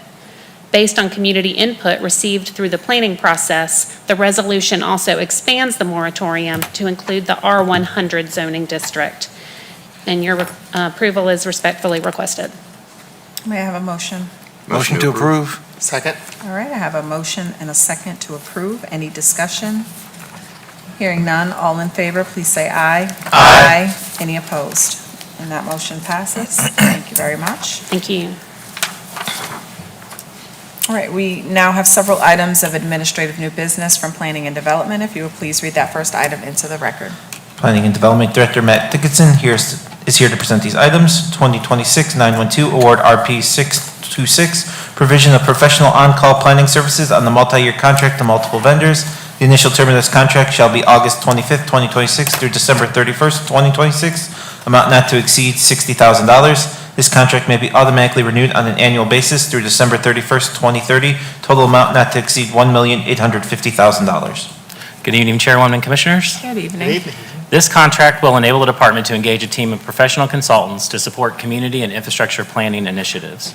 Projects authorized under the contract will advance implementation of the 2045 Unified Plan, adopted small area plans, and other long-range planning priorities.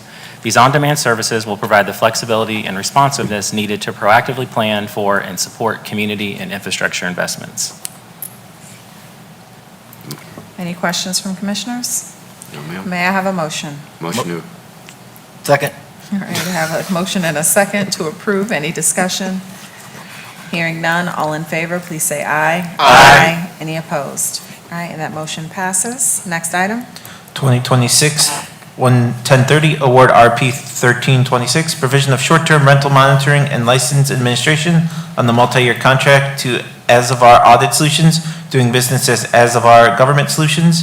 The initial term of this contract shall be upon contract execution through December 31st, 2026. This contract may be automatically renewed on an annual basis through December 31st, 2030.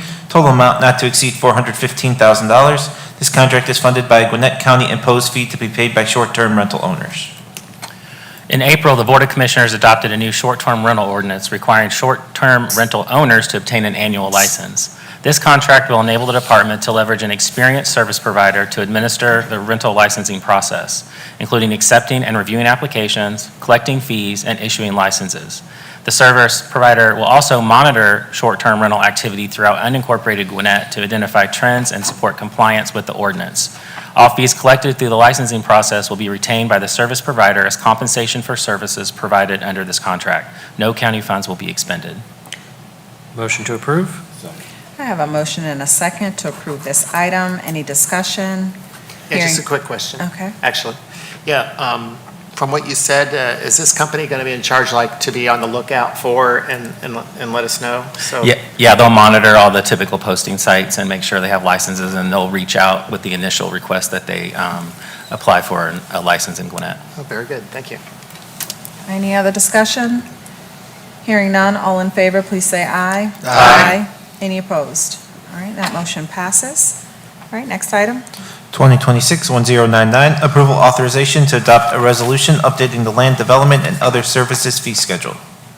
This proposed fee schedule update establishes new fees for short-term rental licenses and special administrative permits. The short-term rental license was established by ordinance earlier this year and is scheduled to take effect on April 4th, 2027.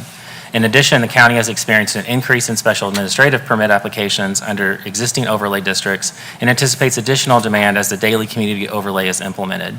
Establishing fees for short-term rental licenses and special administrative permits will help ensure the county recovers the costs associated with administering and reviewing these services. All right, any questions? May I have a motion? Motion to approve. second. I have a motion and a second to approve this item. Any discussion? Hearing none, all in favor, please say aye. Aye. Any opposed? All right, that motion passes. Next item. 2026-1088, ratification of plat approvals for July 1st through July 31st, 2026. For the month of July, the department approved 25 plats authorizing 890 lots. We are seeking approval for ratification purposes. Motion to approve. Second. Have a motion and a second to approve this item. Any discussion? Hearing none, all in favor, please say aye. Aye. Any opposed? All right, that motion passes. Thank you. That brings us to our final item of new business that was added to the agenda for the Department of Support Services. If you would please read that item into the record. Support Services Director Ron Adderley is here to present this item, 2026-1163, approval authorization to increase BL 5123, purchase of gasoline and diesel fuel on an annual contract for the current contract period, with James River Solutions LLC as the primary supplier, Sunoco LLC as the secondary supplier, and Boswell Oil Company as the tertiary supplier, to $22,847,264, and approval to renew the amount not to exceed $27,500,000. Good evening, Chairwoman and Commissioners. Good evening. Support Services Fleet Management Division maintains 11 fuel sites that provide gasoline and diesel fuel to county departments, local government partners, and the Gwinnett County Board of Education. We previously requested removal of this item from the August 4th agenda to complete our evaluation of the rising fuel costs to ensure a well-informed budget recommendation. Following that evaluation, we're requesting 2 actions regarding our fuel supply contract with James River Solutions, Sunoco LP, and Boswell Oil Company. An increase to the current contract amount to $22,847,264, and a 1-year contract renewal totaling $27,500,000 for the period of September 1st, 2026 through August 31st, 2027. We spent $5,818,883 on fuel during the 2025 budget year. Based on current average price per gallon, we anticipate fuel costs this year will reach $8,035,508, a 38% increase from last year. The requested contract amounts account for these anticipated market increases. Approximately 66% of the contract amount is utilized and paid by the BLE and participating local government partners who share this contract. This contract is in its 3rd of 4 renewal options. Approval of the renewal and contract increase will ensure reliable, uninterrupted fuel supply to support county operations and our partner agencies, consistent with the spirit of One Gwinnett. We request your approval. I have a motion. Motion to approve. Second. I have a motion and a second to approve this item. Any discussion? Hearing none, all in favor, please say aye. Aye. Any opposed? All right, and that motion passes. Thank you, Mr. Adderley. All right. At this time, we will move along to the comments from the audience portion of our meeting. If anyone here is wishing to address the board on any topic, if so, you may come to the podium, state your name and address for the record, and please note that you will have 3 minutes to speak, and our clerk will be keeping time, and the time will also be provided on the screen above us. And with that, we will now open the floor to public comments. Hello again. My name is Lexi White. I live at 2541 Highbrow Street in Duluth, Georgia. First, I want to thank Commissioner Cardin for agreeing to hold a conversation with those who are concerned with flock, ALPRs, and surveillance in Gwinnett County. And I want to thank the committee for approving a meeting on September 9th. I want to convey for the 4th month in a row my concerns regarding warrantless surveillance and providing as much context as I can in the hopes that this technology will be banned. Surveillance technology, like flock, is a powerful tool. I'm aware that GCPD and the members of this council wanted to do everything in their power to keep us safe and approve this funding in the pursuit of justice, but what's right and what's wrong is subjective. It's determined by whoever has access to these surveillance systems. Those with access have repeatedly shown that they cannot be trusted with access. Just today, two Hall County Sheriff's employees were fired for misusing this technology 85 times. The evidence was uncovered after Hall County's audit logs were uncovered via open records requests. We have tried to obtain Gwinnett's audit logs, but again, we cannot obtain them due to a ridiculous $9.8 million fee quoted to us by the Gwinnett County Sheriff's Office. Harsher punishments and increased guardrails do nothing to help those who have already been subjected to warrantless surveillance. It's been shown time and time again that surveillance cannot be used responsibly. A woman in Florida was jailed for 13 days after an ALPR erroneously accused her of being the perpetrator in a deadly accident. Is this margin of error or potential for abuse acceptable to this county? I had the opportunity to speak with over 40 of your constituents this weekend about this topic, and their resounding answer to these questions was no. When I asked them if we should ban ALPRs in this county, the answer was unanimously yes. We look forward to continued conversations with the county. Thank you to Chairwoman Hendrickson, Commissioner Cardin, and Commissioner Holtkamp for engaging in dialogue around this issue. And I see I have time left. We want to also voice our opposition to data centers. We look forward to engaging in dialogue with the county on that topic as well. I brought a smaller group with me today, as you have been so kind to hold these dialogues with us, but all of those in support of this public comment, if you would please stand, that would be much appreciated. Okay, thank you very much.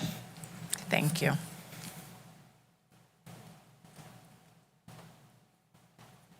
Anyone else wishing to address the board?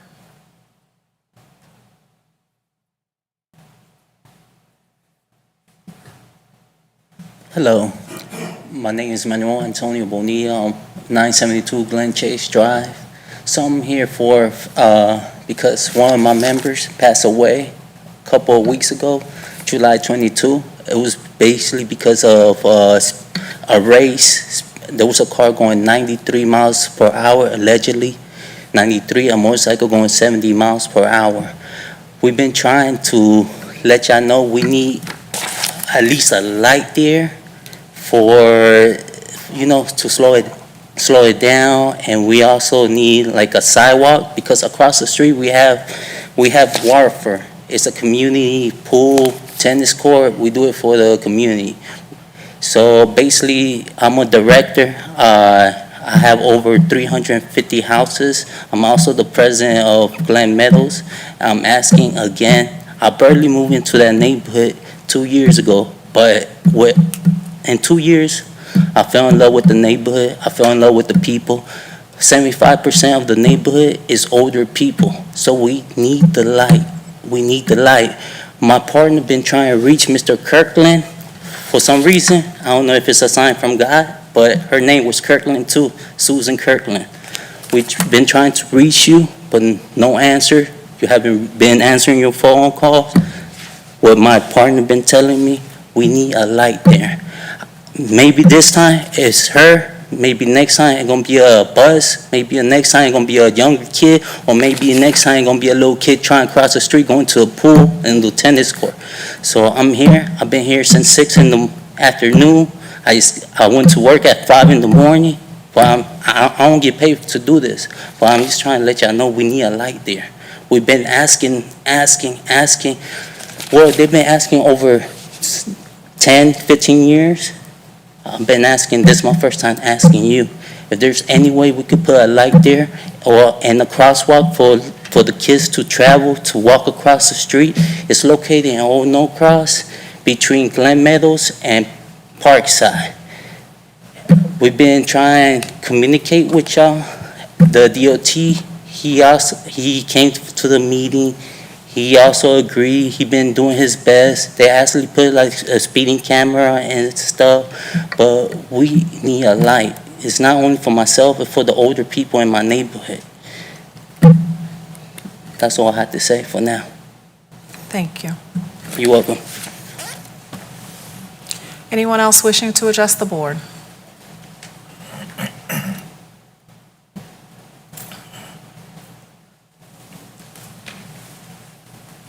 I'm here to speak about the same matter.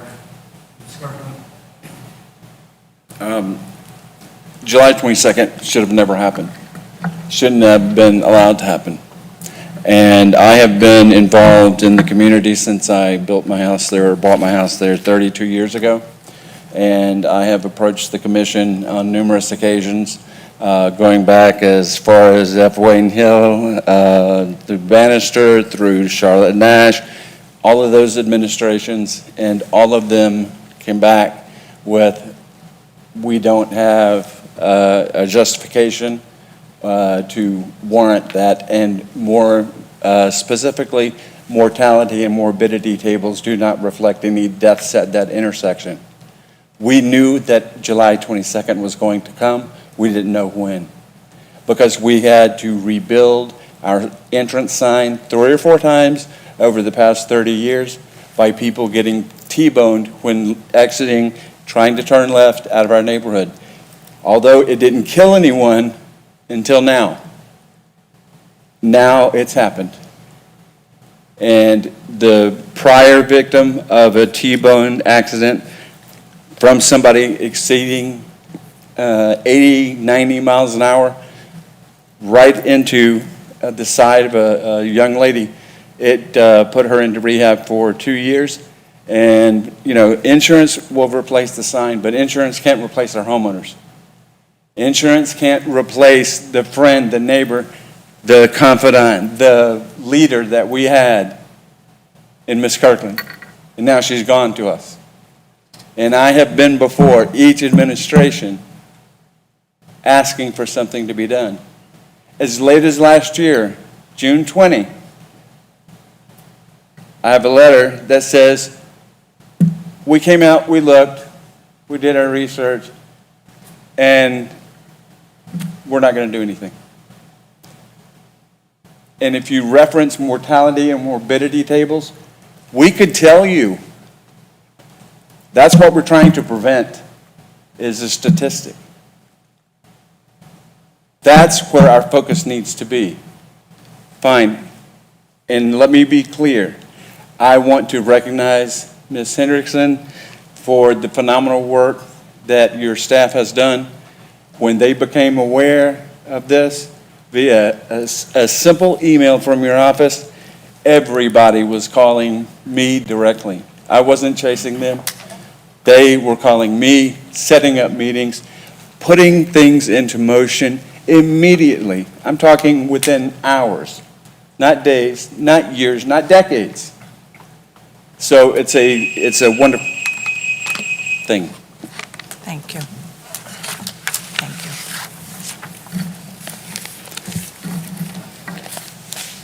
Anyone else wishing to address the board?